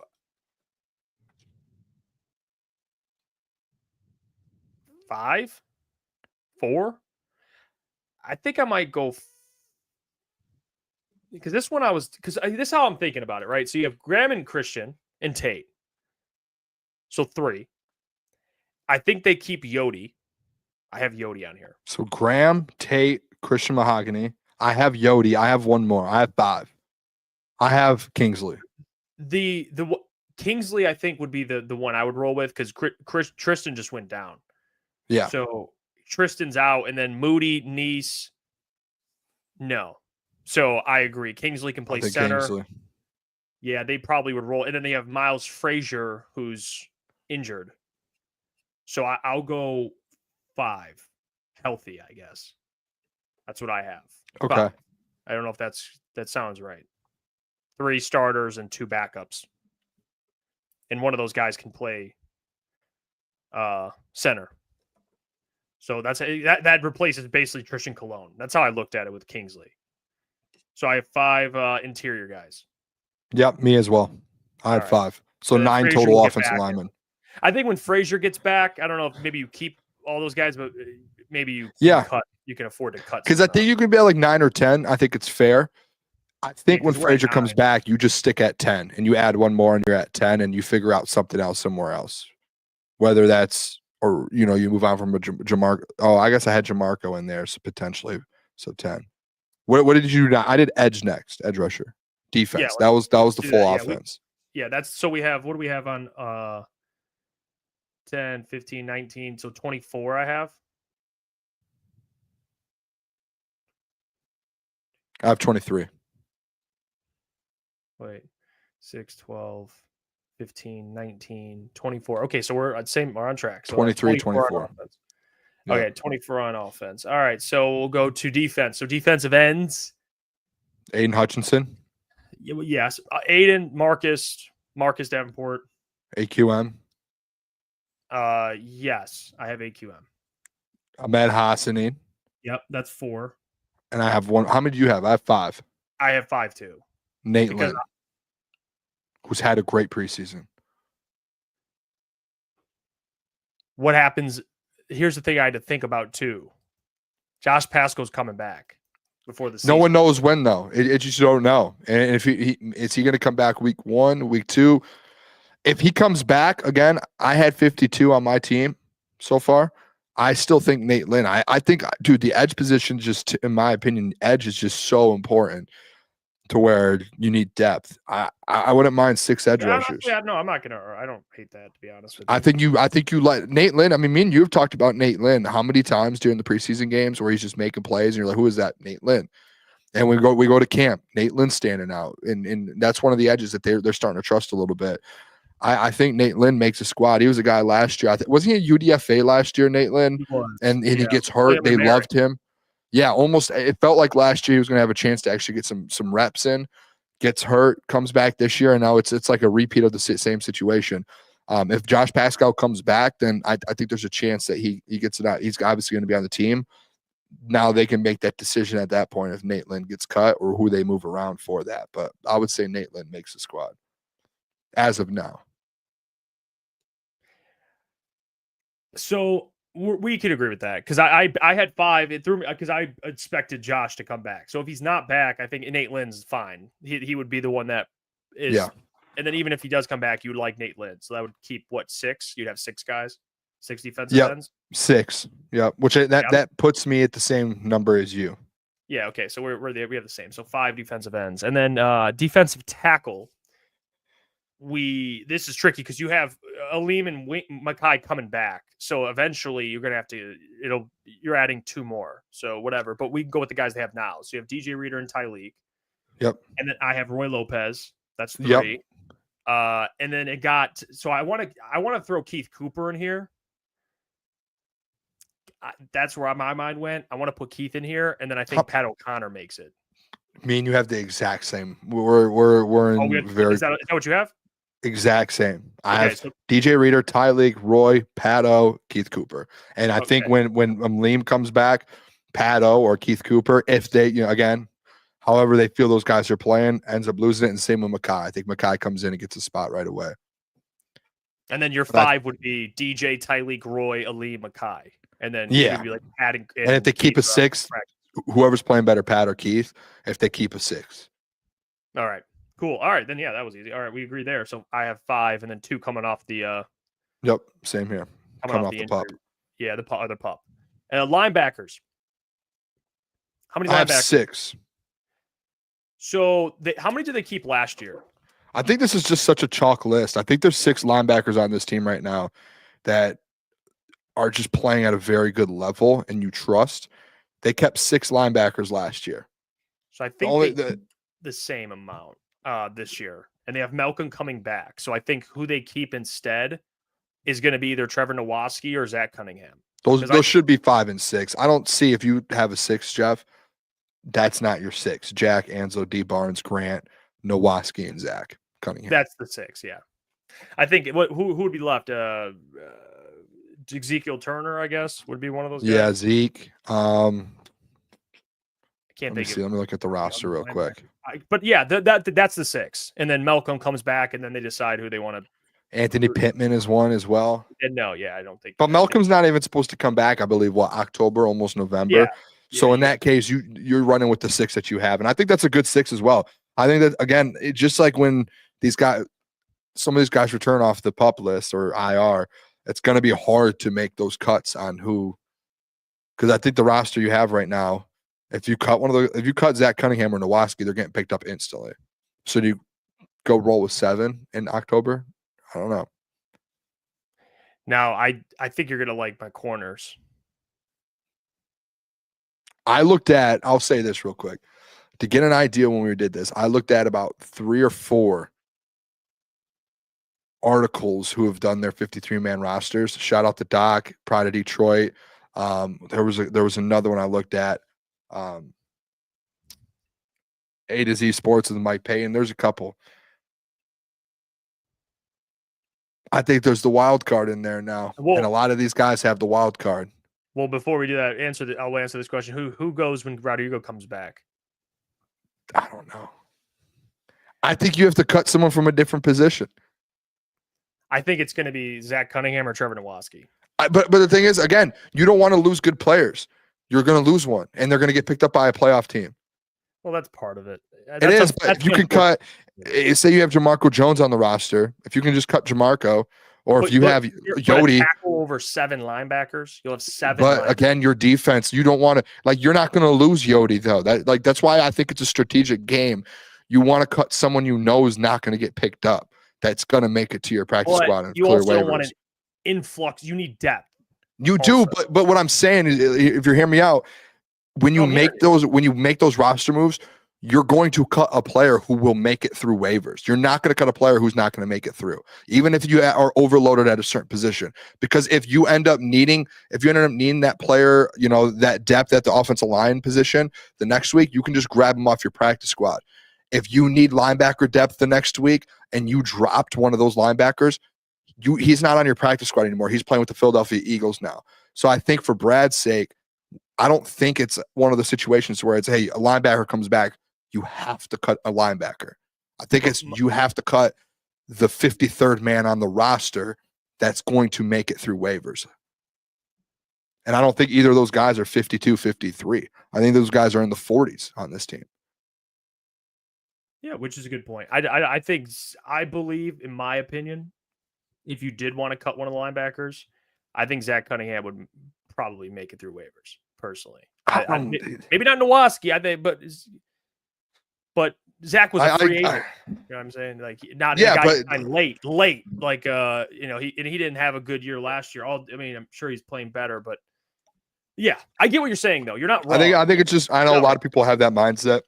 hey, a player in this position I just comes don't back. think they'll keep a crap ton of linebackers. Like they're gonna. I just think they're going to look at Brad's going to look at the last man on the roster, and that player's going to get cut. It's going to be the 53rd man, 52nd man. It's not going to be if a linebacker isn't there. It's just not going to. But based off I don't that, think then it's- like if Makai and Aleem come back, they won't cut the D line. Then they'll just. Keep I those think you guys can argue cut Pat back. O is going to be. I think you can argue though Pat O or Keith Cooper are one of those bottom guys on the roster. Jamarco Jones, Yodi. I think you can argue they're a part of that group. Like, I think Pat O's still fighting for a spot. I don't think he's guaranteed a spot. No, I don't think so either. So but if you brought back a D believe that- tackle, I think it's easier to make that decision. I think if Malcolm was here, I don't think Zach would be guaranteed a spot. That's just my opinion. I don't- That's fair. I think that's fair. But I'm saying in season when you're strategically doing it, Yeah, which that's you're gonna, that's how it's gonna go about it. So corners. So yeah, corners. So what you're saying, I agree with. I'm assuming we're gonna have the same wild card because I just don't. I looked at the corners, dude. There's not another wild card besides who we're gonna name. I just don't, especially how he's been playing. So let's just go through it. So Taron Arnold, Yep. DJ Reed, Amik Robertson, Rock Ya-Sin, Dorsey, Nick Whiteside. Like there's no. I'm looking at Eric Hallett. I know he's like kind of a nickel safety corner.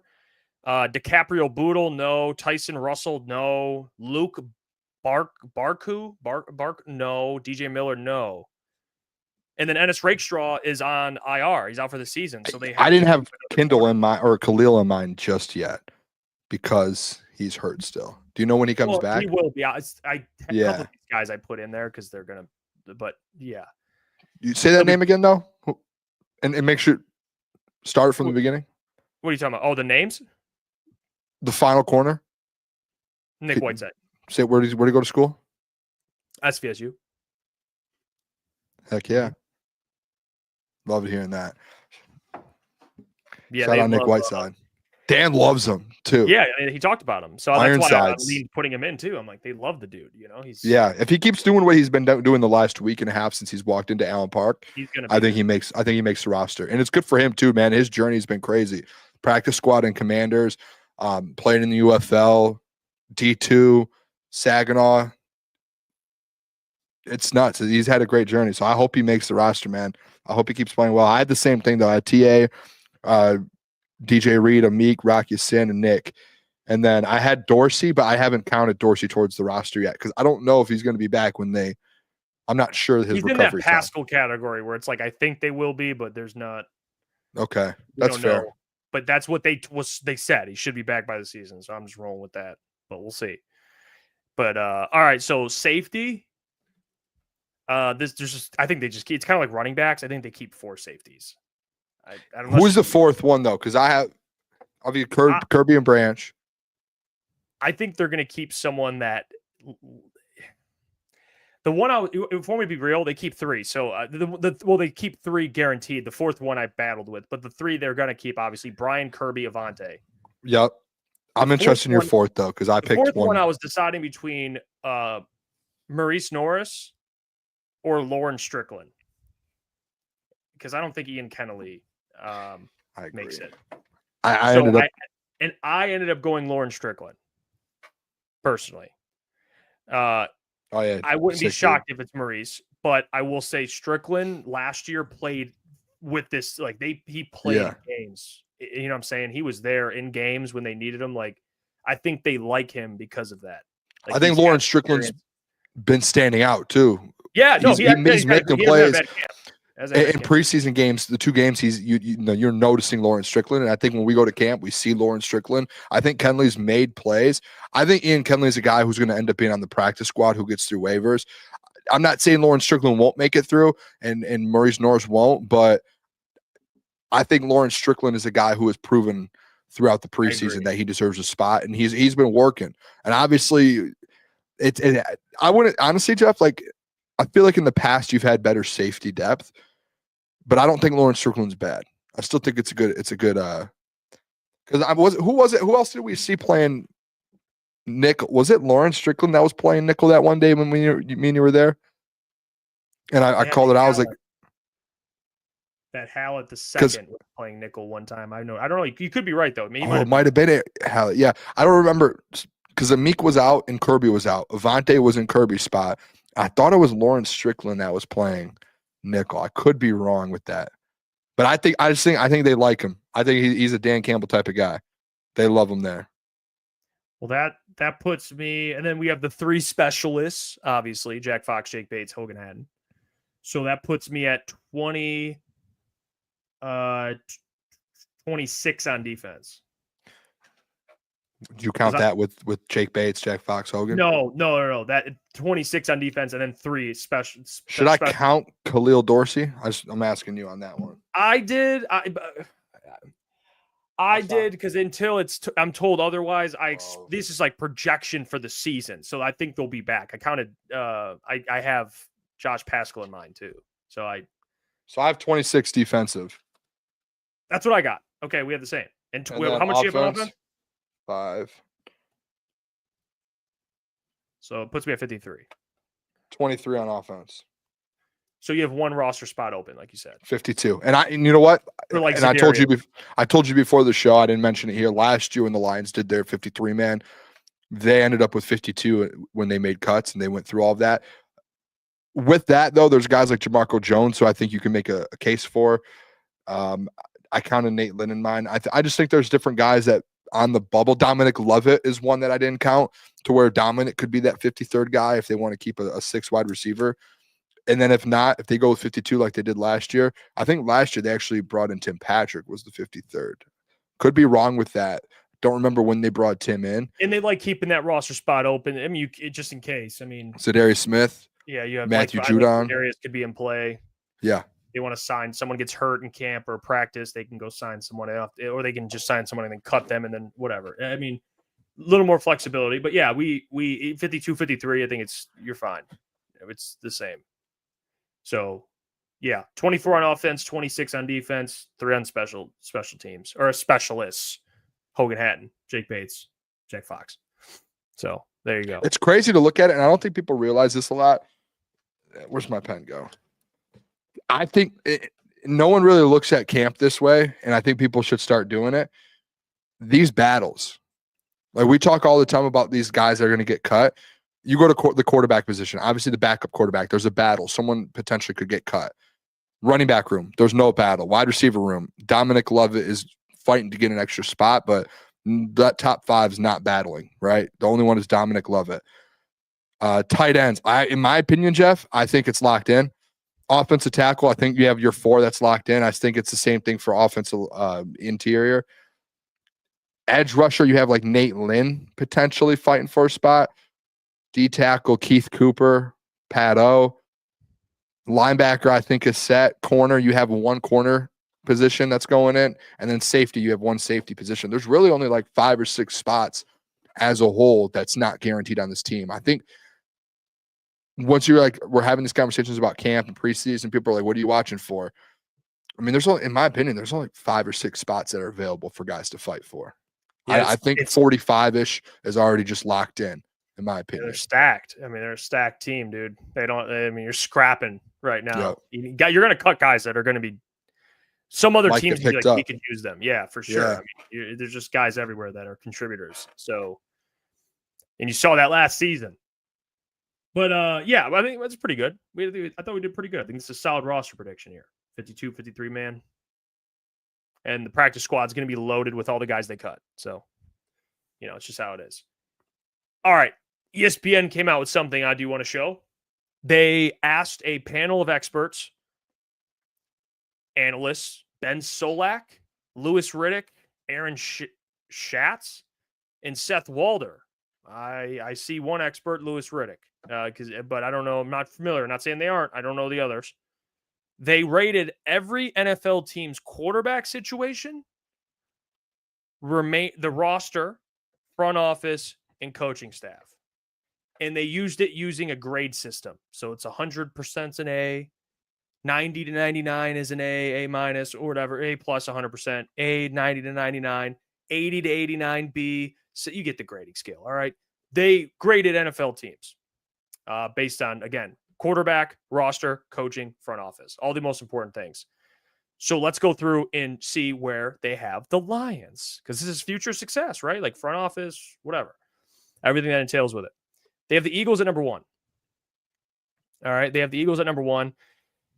So they have the Eagles ranked number 1 in roster, number 8 in quarterback, number 10 in coaching, and number 1 in front office. So almost damn near 100% in roster and front office, and like a B+ in quarterback. And Would you say they had the best roster in football at that point? Right now? Yeah. I mean, it's hard to. O-line best running back, great receivers, tight end, quarterback. Then even defense is stacked. Like, the only thing is like some of that secondary, like the safeties, is kind of up in question a little bit. I guess you could argue. Outside of that, yeah, they're pretty stacked. I mean, I'm trying to think of like a roster. I actually don't hate this. More stacked. But the front office, no question. Coaching, I actually like where they're at 10, quarterback 8. That's fair. So, Eagles. Is there any? You don't disagree with this then, right? No, I mean, 1, I think it's fine. 92, they get an A. What is that, an A-? Can I ask side question? Yeah.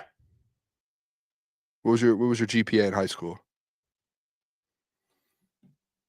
I think I was about a 3, maybe a 2. You come off as like one of those like what's that one club, that like exclusive club when you were really smart? Are you talking about like honors? Yeah. I feel like you would have been in that. Like honor society or something. Mm-hmm. So you give that vibe off. Why do you say it's that? not a bad thing? I had so many friends in the honor society. Yeah, like taking AP classes and shit. Yeah, I had a bunch of friends in that. You just give that vibe off. That's all. I don't know. What do you mean by that? Dude, I don't know. It's a vibe. I can't. Are you saying I come off a certain way? Maybe I come Man, off. I'm not saying anything, but I guess I am saying something, but you just give the vibe. I don't know how to explain it. No, chat. What do you think he's saying? What do you think he's saying, chat? I'm curious. Now, what are you thinking? What are you thinking? What is he trying to say to me? Does he want to shove me into a locker? Is that what is he insinuating? I would never do that. I would never shove you into a locker. I had friends. You would never shove listen, me into a locker. All right. I have friends in the honor that were in the honor society. I respect it. I tried my best to get there. I fell short, extremely short. I was far from it. Steve said, "Nerd." Oh, that's funny as hell. Yeah, I wasn't the smartest kid, but nah, it's fair. I mean, you were smarter than me at 3-0, man. You're cooking. Yeah, well, yeah, I was cooking all right. I was yeah, shout out, man. Anyway, let's I mean, Phil just that's not what's happened. Come on now, Phil. I'm not, that's not what I'm saying, Jeff. Listen, you give me that vibe. That's it. He said a buzz. You were in the yearbook club, right? No. You thought about it. I will say I was in the I did this thing my senior year. It was called peer mediation, where I had to, there was like 2 kids beefing in school, and they had to like come into the You were the middleman. Yeah. Yeah. There's no way, dude. I had to there I remember these 2 dudes were it was honestly a class full. I'm going to be full transparent here, okay? This is story time real quick, all right? Jeff was a therapist in high school. The class was 95% women. I don't know how I got put in this class. Like I was in the class and I'm thinking, all right, what am I going to mediate? I think they want some dudes in there in case there are dudes that are beefing. Obviously, I can talk to the guys. But these guys come in and they're just straight up like they just fought outside. Like they literally just fought. And they brought them in. They're like, so what's the problem? You had to sit in the middle and ask them this? Well, I had to talk. They should have broadcasted that on like live TV. It was like Dana White. And I'm sitting there and I'm going, these guys are going to walk out and fight again. Like, this isn't going to help anything, to be honest with you. Did you fix it? Did you do your job? No, not at all. I talked to them, and then they're back beefing probably, you know? Didn't do a damn thing. I got voted onto class council. How about that? No. My job was to take notes during the meetings, and I'll tell you what, their notes weren't the best. Not everyone knew what happened in the meetings. I got voted on, though. I ran for it. I think there was someone that I was friends with and wanted to compete, to be like, hey, I'm gonna try and compete and win this vote over you. And I think I won it. And I ended up being like the treasurer or something. Class You council. were in charge. You were the treasurer. I don't know, whatever the one is where it's like you're like taking notes, keeping track of stuff. I didn't. Yeah, that's all. That's like. I think that was the treasurer. I can't remember. You're not, the treasurer's not actually doing a damn thing. Yeah, I didn't do nothing. No. Yeah. Yeah, it's like I was on class council though. I had to go to the meetings and stuff. It's crazy. Yeah, that's funny as hell. Yeah, you know what? Those are the days, man. Fucking pure mediation. Jumbo Lion King, the Grosse Ile Red Devils. Fun fact: I lived on Grosse Ile for 5 years of my life. Secretary. The secretary. I was the secretary. Yeah, Secretary Boone. Yeah, there we go. The guy it's like the voted secretary of it was like the secretary to defense. That's how I looked at it. Did you make any of the most likely to whatever? Like, did you get? I did make the list. I was. Fun fact. I guess it's going to make sense with what my career is now. I won Gift of Gab. Wait, what? Gift of Gab, like most talkative. Gift of Gab. Oh, Yeah. Well, yeah. Class awards, Gift of Gab. Yeah. I guess I never never heard that one before, I guess. I came in second with Class Clown to my friend. So I think I got what did I get? I got something corny. Shout out to my sister's not far in age from me. I think we got like best sibling duo or something stupid. No offense to her, but Chor said Gift of Gab participation award adjacent. Boom. That I feel like that's not participation. You know how much you have to talk to win that award? You got to dude. Out of any of those awards, that might be the hardest one to get because you're actually like working. My strong jaw from it. Well, all right. Sorry, we gotta move on. We're yapping. So number 1, Eagles. Congrats, Jeff. Best butt. All right. Okay. All right, let's keep going. We got so far off track here. Number 2, the Ravens overall roster. They are number 2. Quarterback number 3. Coaching. Okay. I don't mind. Hey, actually, now that you mentioned it, Boone, the Ravens I'd put up there roster wise. So it's funny they put them 2. So I mean, they have a couple position groups like wide receiver to where I like Zay Flowers and obviously they got DeAndre Hopkins, but I still think they have some question marks. I mean, D-Hop's old and Zay's good, but comparing them to different wide receiver rooms around the NFL, Eagles are better, Lions. You can almost argue the Chiefs. Like there are other ones out there. Well, the next team, number 3, is the Kansas City Chiefs. Even though they have the 7th ranked roster, but the number 1 coach and quarterback. 6 front office, which they should be a little higher than that. But I agree. I think they should be their overall score should be at 90. I think that front office needs to be 3 or 4. I agree. Number 4 is the Bills. Wow. Roster 6. Yeah, I think the Lions have a better roster than they do. Agreed. Quarterback 2. Okay, the quarterback helps, but coaching front office like this. I like Brandon Beane, to be honest. I'm a fan of him. I like him. I don't love him. I like him. I think he's higher than. I think you could argue he's 9th in the NFL GM. Yeah, you could argue he's higher than that. So I think 10. the front office is fine. The coaching one, I like Sean McDermott. Is he a top 8 coach? Maybe you can put him down a little bit more, like 11, 12. I think Josh Allen must just carry this like score then. It's that 97.5 that's sitting there. Because I don't know how. And number 5 is the Detroit Lions. See, but coaching 12, quarterback. That's 12, crazy. Roster 3rd. So they are right behind the Eagles and Ravens. So we were right about that. Front office 4th. Those 2 are right. Quarterback should be he should be top 8. So that feels disrespectful. I mean, even coaching staff. I know. Do they consider? Can you read? Oh, I guess they do consider quarterbacks. The first sentence: Lions lost both coordinators. Staff. Yeah, but I mean, I guess I'd put them a little higher, but I get it. They're both new. But the quarterback thing is just disrespectful. I mean, that's just disrespectful. Even the coach, having the coach at 12, like you're disrespecting Dan Campbell at that point. That's true too. Like even if he has new quarter, I mean.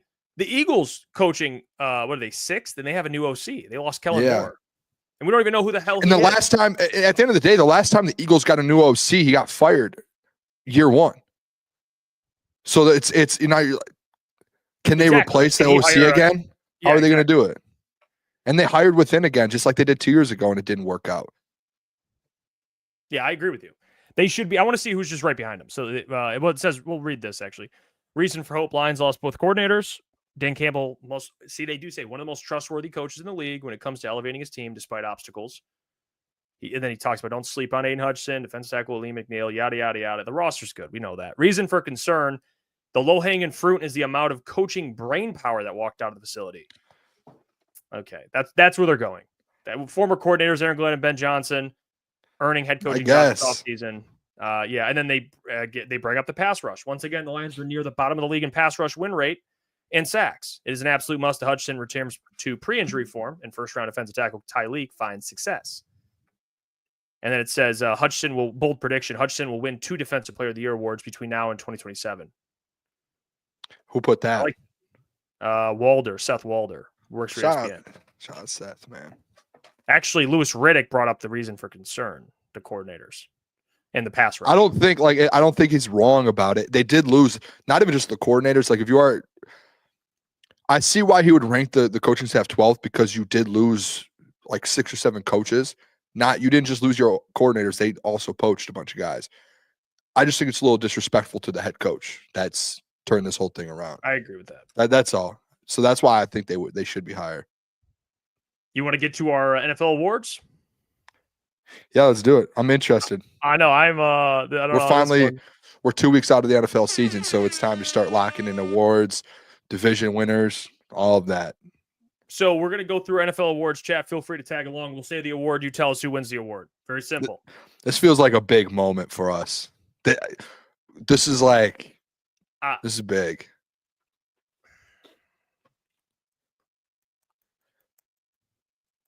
Should we go over some of our misses from the past?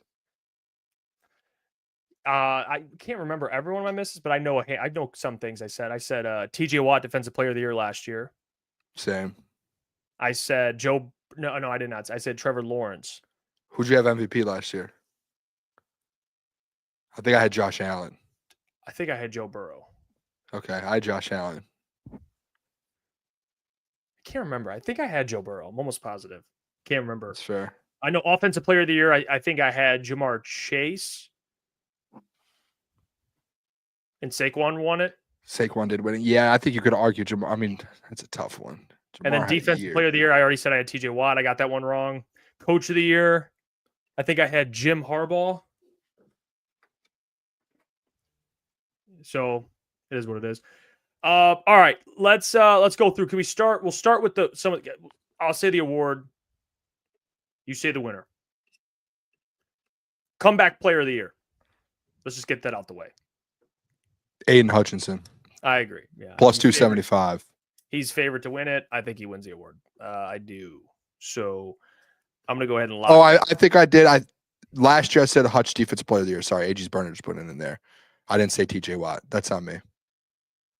Good memory from the chat. That's great. If you guys remember anything, I know. I think I said Josh Allen MVP. That's the only one I really remember. You did. I do remember that. All right. We'll go to the rookies now. Defensive Rookie of the Year. This is where I think right away, I think a lot of people are going to go Abdul Carter. Think he's going to have a good chance at it. I went dark horse. I went a guy who's 4th in odds to win it. He's going to be on one of the better defenses in the NFL, the Baltimore Ravens. Mike Green. I'm going Mike Green, plus 1,400. He has the 4th best odds. I feel like, Jeff, at times, people like to go the favorite. I could be wrong. I don't know if the favorite has won it every single year the last few years. It's typically those guys that no one's really talking about right away and then starts, out of nowhere. It's a surprise. And that usually in the media boosts them up a little bit and gets them going. Mike Green's been great in the preseason. I saw Baldy kind of breaking him down today on ESPN. And I mean, me and you had the conversation we had the conversation with Baldy about James Pierce and those guys. He's a D-line expert. He loves that stuff in the trenches. And I saw a breakdown today of him just going in about Mike Green and saying how Mike Green, he can do everything. He has shown every single pass rush in preseason. I think Mike Green on this defense, this Ravens one, I think he might win it. He's gonna have a big year. I like that. I like that. You're going with listen, I tried to I thought about going a couple different guys. I tried to be a little creative. I'm just going to go with the run that I think wins it. I think it's going to be Abdul Carter because he has talent on the D line. They're not going to be able to double him, and he's going to play a crap load of snaps. So he's going to be on the field a lot, and he gets to go out there and wreck games. So I'm going to go with Abdul. I think he's the favorite. I think the media's, he's in New York. He's in a big market. If he gets this year 9 sacks, 10 sacks, I think he wins the award. So I think he can do that year one. He's that good. So I'm going to go with Abdul personally. Offensive Rookie of the Year, I kind of went the same thing. I just don't see how Ashton Gentry doesn't win it. And the reason why I have Travis Hunter not on my Defensive Rookie of the Year is because I think he plays a lot more offense. Which Yeah, I agree with that. I think he's been playing like 70% offense. Yeah, they're going to try and make him a receiver more so. So Offensive Rookie of the Year, I went Ashton Gentry. I know you can go quarterback as well. I thought about going a quarterback, but I'm going to stick with the running back. I just think he's going to get a boatload of carries. He's going to get fed the rock. And I think he ends the year with, I wouldn't be shocked if he ends the year with like 1,100 rushing yards. You know, he goes out and balls. So, and I just think with the volume he'll have, I'm going to go with Ashton Gentry. I just don't see it. Pete Carroll, they're going to run the ball. I'm gonna do something different here. I'm not gonna go Cam Ward or Ashton Gentry. I'm going, I guess, I don't know if you want to consider another dark horse. I just think with Cam Ward, I think the thing with Cam Ward is he's going to be on that Titans team. They're probably not going to be that great. I don't see them giving it to a quarterback that's not winning games. You know, the last 2 quarterbacks, CJ Stroud and Jaden Daniels, they were immaculate, and they won football. They won a lot of football games.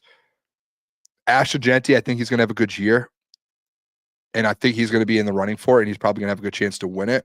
I'm just nervous about the team he's on. I don't know what that team's going to look like. Amarion Hampton with the Los Angeles Chargers. Najee Harris kind of down right now. I think Amarion Hampton's going to end up being RB1 instantly. He's going to get a ton of carries. And you know this, Jeff. Me and you know it. Jim Harbaugh. What does he love to do? Loves to run the ball. He loves to just pound the rock. I think Amarion's going to get a ton of carries this year. I think he's going to have 1,000+ yards. You could see Amarion in that offense getting 10 touchdowns. And if he does that, 1,000+ and 10 touchdowns, why not? He's like the 3rd or 4th best favorite to do it. Why not get a little bit of value? I'm going to go Amarion Hampton to win it this year. Yeah, I think the thing that swayed me, Ashton, too, is that they don't have an RB2 that I think gets involved as much. Like, that's what led me to go with him, too. As they have Zamir White. You just talked to me the other last week about your Zamir White experience. So I think they're going to feed Ashton, but I don't have. They might, but at the end of the day, it's like, is it enough? I don't know what these awards, especially the rookie awards, do they look into like still being on a good team, winning, and if you're on like the worst team in football? I think the Raiders will be like 8 and 9. All right, if you think that, then I would probably go Ashton, but I think Amarion's going to be on a playoff team, and they're going to go out there, and he's going to get the ball almost close to what Ashton will. Maybe 8 and 9 is a little friendly, but I could see them being around 500, maybe a couple games under 500. So I think that'd be enough, in my opinion. Right, that's fair. I think it matters more with quarterbacks. To your point, I think if it's like Cam Ward, they have to win games. But I can't see Cam winning it. He's the favorite too. Yeah, I just can't. I'm with you I can't see the world where he's on a 4 or 5 win team, and especially after the last 2 quarterbacks that won that award, who take their team to the playoffs in year 1. He's got to be like 10 and 7 or something. Yeah, like even 9. But there's no way that Titans team gets to 8 wins. Yeah, maybe 9. You could squeak it out. All right. So we have comeback player of the year, offensive rookie of the year, defensive rookie of the year, coach of the year. Do you want me to go first? I'll go first. I feel like me and you have the same one. I actually picked the favorite this year. I typically want to do this because coach of the year. Who's the favorite? One of my favorite coaches in the entire National Football League. Give me Mike Vrabel. Mike Vrabel out of New England. I think, dude, I'm telling you, there's something about this Patriots team. He's turning this thing around. He's bringing back that culture, and I think one of the biggest mistakes in the last 5 years in the NFL was the Tennessee Titans trading A.J. Brown and firing Mike Vrabel. I think that was the worst mistake they could have made. I think he's a top 10 coach in the NFL, and you put him in there with the New England Patriots, I think he wins this. Dude, they could win 9 games, and he wins coach of the year. after what they've been the last 2 or 3 years. Everything you said is correct. But I'm going Ben Johnson. I could walk off this show right now. You don't believe that? No, I have Ben Johnson. That's not, yeah, I do. I have Ben Johnson written right here. And listen, guys, please, everyone calm down. All right. Everyone calm down. I can already see the booze coming in. All right. I already can. It's one of the worst takes I've ever heard in my life. Here's the reality, guys. He has the narrative because the Bears had the number 1 overall pick. Not the number 1 overall pick. One of the worst records last year. They were bad. They were a disaster. They had no coaches left on their coaching staff. And Ben walks in, and if they go 8-9, or I think they go 9-8, I think he wins the award. I can see it like a Brian Daboll situation where they're not as bad as the Giants, but they're just like, wow, where the Bears were last year to where they are this year, they're playing good football, and they're winning games, and they're in the toughest division in football. So, no, it does not mean – by the way, Curry, D-Dot, does that mean you're rooting against the Lions? No.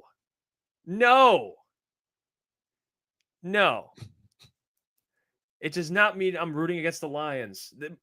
The Bears are going to win. By the way, every team in the division besides the Lions are going to win games, dude. I mean, we do understand that, right? That's going to happen.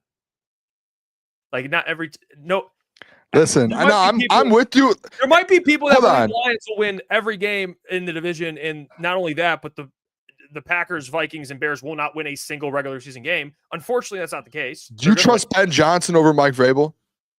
It's not. I think this is what I think about Mike Vrabel. I think he's going to do a good job there. I think year 1 you're going to see his impact. I just don't think the roster's completely there yet. Like, I think they'll probably go, in my opinion. I know, like, ETN put in the chat, like, they'll make the playoffs. Guys, we got to calm down here. I mean, Drake May, we saw a couple games out of. I love Drake May, but they have a young team.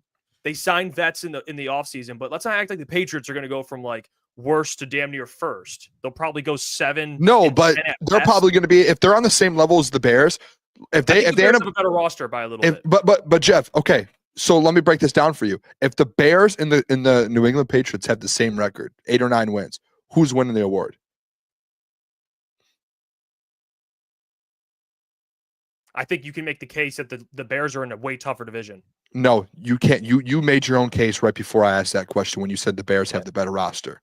If Mike Vrabel leads a team with the worst roster that hasn't been good for years to the same record as the Chicago. But to your point, again, when you just said it, they have the better roster. Mike Vrabel has a worse roster, and if he ends up with the same record, there you go. So it's points closed. Adjourned. Is that the thing? Is that the judge thing? No. What you're saying is fair, Boone. I just don't think that will be the case. I don't think they'll win the same amount of games. So all right, that's fair then. So now, you have in your Ben Johnson. situation, I can see it. I don't hate Mike Vrabel. I think it's a great pick. But I think we both can agree on the next award. Which award is that? Protector of the Year. Yeah. Panay? I don't see how Panay doesn't win the award. Panay Sewell? Yeah. And he's the favorite by like a mile, too. I can see Lane Johnson just because they are like, we got to give this guy the award. I can see them getting snubbed. I can see Panay getting snubbed for sure. I'll say this, Jeff. I hope it's the same people who vote on all of the awards vote for the Protector of the Year. If they come in with like offensive lineman vets are going to be, alumni or Hall of Famers are going to be voting on it, then Panay's just not going to win it. Because they're going to always go with the dude. Like, they're not going to give the young guy the award right away. I can see it. So I'm going to go Panay, but watch like Lane Johnson win the freaking thing, or Trent Williams, or someone that's like, these guys deserve it. Who are the next couple that you have here? Offensive Player of the Year. I'm going with your pick last year. I'm going with Jamar Chase. I have the same. I think I get the Saquon stuff. You never see. I guess you do. I just don't see Saquon and he could come close to it, but that back-to-back Offensive Player of the Year, that's tough to do. I think Jamar right now, I think Justin Jefferson, talent-wise, is the best wide receiver in the NFL. Jamar Chase right now, just the way he's playing, is the best. And he's in a great situation. If that makes sense. him and Joe are just on the same. I agree. So yeah, I agree with that. I think Jamar Chase, offensive player of the year, defensive player of the year. Aiden Hutchinson. I've been screaming about it. 20+ sacks. Comeback player of the year, defensive player of the year. I've said it a million times. The guy's the best defensive player on the world, on the planet. There's not a better defensive player than Aiden Hutchinson right now. That's not. You always lose me with that one. It's true. I have facts and I've talked about. I don't know what else you want me to say. No, I've proven it. Yeah, because I have Aiden too, but Pat Surtain won defensive player. He's not the best defensive player of the year in the league, or best defensive player in the league. He had the best defensive year in the league. Once you start best defensive player in the NFL, stacking them, you're like, well, this guy's dominant. But yeah, who's your pick on the best defensive player? It's Myles Garrett. That's the best defensive player in the league. TJ Watt, he's up there too.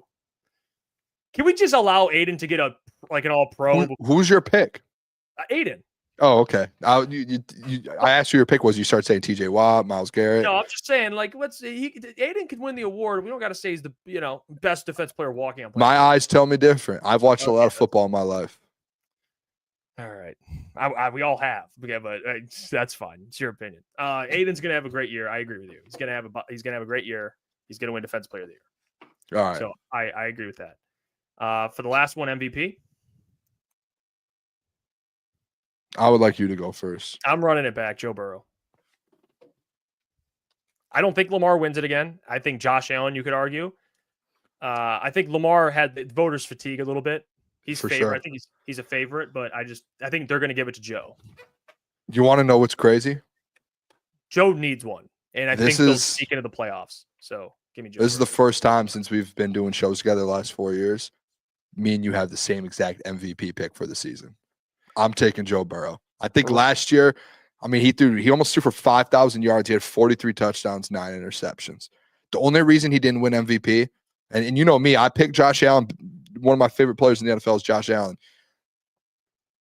Joe Burrow, if they win 3 more games, he wins MVP. And I think this year he's going to put the same numbers up, if not more. Another year with T and Jamar. I can't remember that third wide receiver's name. I'm drawing a blank right now, but another year with him there. Offensive line, I'm sure, has gotten a little bit better. If he just did what he did last year, Jeff, and they just find a way. I don't remember if anyone watched quarterback. They got so unlucky in a lot of those games. If they go and win 10 to 12 games, Joe's going to win. One-score games lost. Yeah, and it just fell short, and it wasn't because of Joe Burrow. It's because of the defense. So that defense, if they figure it out at all, and they just go win 10 to 12 games, and Joe puts up those numbers again, he should win MVP. He deserves one. There's no way you go another year if Joe Burrow puts up those numbers and the league doesn't respect him and give him an MVP. The numbers are insane. I agree. 5,043 and 9 that's ridiculous. That's crazy. That's an MVP season, and he didn't even. I think he might have got 3rd in voting, or 4th maybe.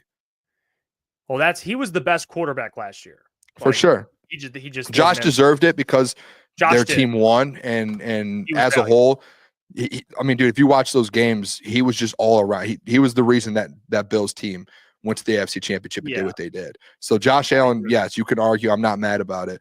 But Joe, at some point, if they win this year and he's putting those numbers up, there's no question, 0 question. Did you consider Gibbs for Offensive Player of the Year? By the way, I did not. I looked at it, thought about it. I didn't either. There was no consideration of actually locking it in. I don't see a world, and I tweeted it out the other day when we were at camp and at practice. David Montgomery looks better than he has his whole career. I don't think people realize that. I think people are stuck a lot on, and I know Jason Kabinda, who was on the team the last few years, even came out and said Jameer's going to have an opportunity and they're going to give it to him more. I disagree with that. I still think it's a split. They split it the same way they have in the past. D-Mont looks too good, and you don't want to put too much on Jahmyr Gibbs to where he's not playing in the playoffs. Yeah, I'm with you on that. I don't think he gets the care, like the amount, the volume to win it. Whether we all want it to happen, I would love to see it happen. I just don't think people realize how good D-Mont is right now. D-Mont's going to get volume too, man. People, you might think I'm crazy. He looks better. He looks in shape, like quicker, faster, skinnier. He's still a bowling ball out there too. Oh, that's a good question. Little personal one. Motor City Derek Mailbag asked this question last summer. How much more time do you guys spend prepping for the show compared to a year ago? So let's define what prepping. Are you just preparing the show? Is this what we're? Or I would say preparing, and then us getting our own. So I think it's much easier now because we've been doing it a while. We kind of know what to talk about. Even in the days we don't think we know what we're talking about. We know it's easier to navigate. Obviously, at the beginning, for me, I'll speak for myself. It was. I had people around me that helped me, and I got to pay attention to see what people like. So preparing the show gets easier, obviously. In which the way the show's ordered gets easier. And then for me personally, Boone, when I first started, I used to significantly over prep, like to a point where it was really bad. Like I used to over prep, and then I would lose my train of thought because I had so many notes to analyze. Now that I've gotten to where I am now, which is far from my final form, obviously, I've learned to simplify it. So what I do is I'll have talking points that I want to hit for different topics instead of just preparing. And there's people that it works for. Sam Flannel, he types out a lot and it works for him. For me, I do better main talking points, and then everything else, I kind of know what my argument's going to be. It's based on that. But yeah, both have gotten easier as time has gone on. Yeah, I'd say the pre-production. I think you and I mean, throughout the whole day, we're sitting there getting stuff. Yeah, you're preparing. We're texting. Jeff and I actually talk on the phone a couple times a day, getting things rolling. Putting prep, and then I mean, I prep probably a couple hours. I'm with Jeff, and you know who actually taught me that? You taught me that, Jeff. And shout out to Adam. When I first started 4 years ago, he brought that up to me as well. I remember doing a couple shows with him early on, and he was like, "Why do you have all those notes?" I'm like, "I want to be prepared." And he's get bullet points. And then obviously, if you have stats and bullet points with stats to be able to get all that together, I have everything prepared. And then he also told me, I'm sure he told you this too, Jeff, is we do the show for the people. There's a lot of people who watch us and tune in to learn or hear our opinions. Always be prepared for the people. It's the least we can do. Yeah. So I'm always, it is disrespectful. And Adam told me that like 3 or 4 years ago, to where I'm always just making sure we have a good show ready to go, and as well as I at least have an idea of what my points are. Like if there's an opinion-based topic, I'm going to have my opinion ready to go. To answer this question, we've never freestyled the whole show. I would panic. I'm just going to be. I mean, we actually a couple of days ago, someone could probably find the show. We had a stretch of segments to where we actually did all 3 segments in a 15-minute span.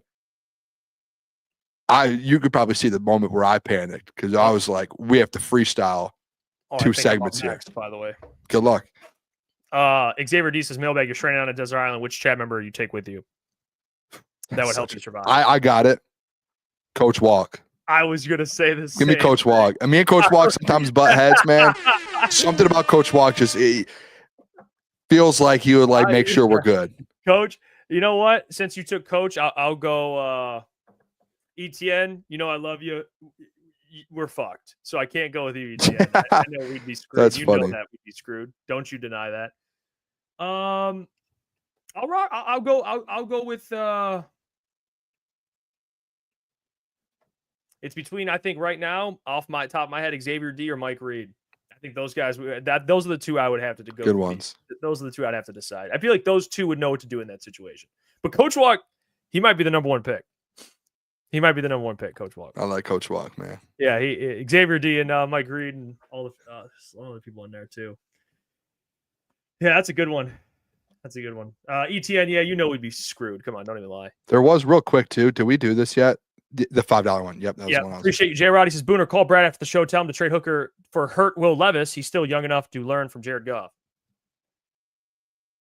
I'll give him a call as soon as we get off the show. Shoot him a text. Okay. I like that. And by the way, too, we just got to – I know we addressed the Klotz stuff. We keep getting this question. Klotz is still with crunch time, so people know. I don't want people are like, where's Klotz? Where's Klotz? Klotz alive. Klotz is alive. We talk to Klotz every day. We actually text him before the show. He is alive. He is just in a different role at crunch time. He's doing more, what is it called, Jeff? Like short form content for the boys. He's just it's better for his schedule. When the season starts, we're going to find time throughout this football season for him to come on for a couple segments on specific days, like Tuesdays have Klotz and there he is. And Klotz too. We need to figure out segments for you too. We need to figure that out as well. Is Klotz? I want to hear what Klotz thinks about my my picks today. Screw you, Klotz. Screw you. All right, we'll get out of here, man. Yeah, I love Klotz. Appreciate everyone. He's still Shout out Klotz. He's over there still. He's grinding still. He's helping the boys out. Whatever, man. Screw you, Klotz. Ben Johnson's been the coach of the year or whatever. You suck it. All right, we'll get out of here. Appreciate you all. Have a great rest of your night. Tomorrow, the doc, day of the doc. Joining, talking joint practice. You don't want to miss that. It's going to be a great show. Doc tomorrow, the doc versus Jeff. That's Hendon Hooker, Kyle Allen. I'm refuting the reporting. No, I'm not. There might be there's going to be fireworks. Yeah, I'm gonna pick a fight with him. We'll see what happens. Yeah, we'll see. All right. Have a good night. All right, love you guys.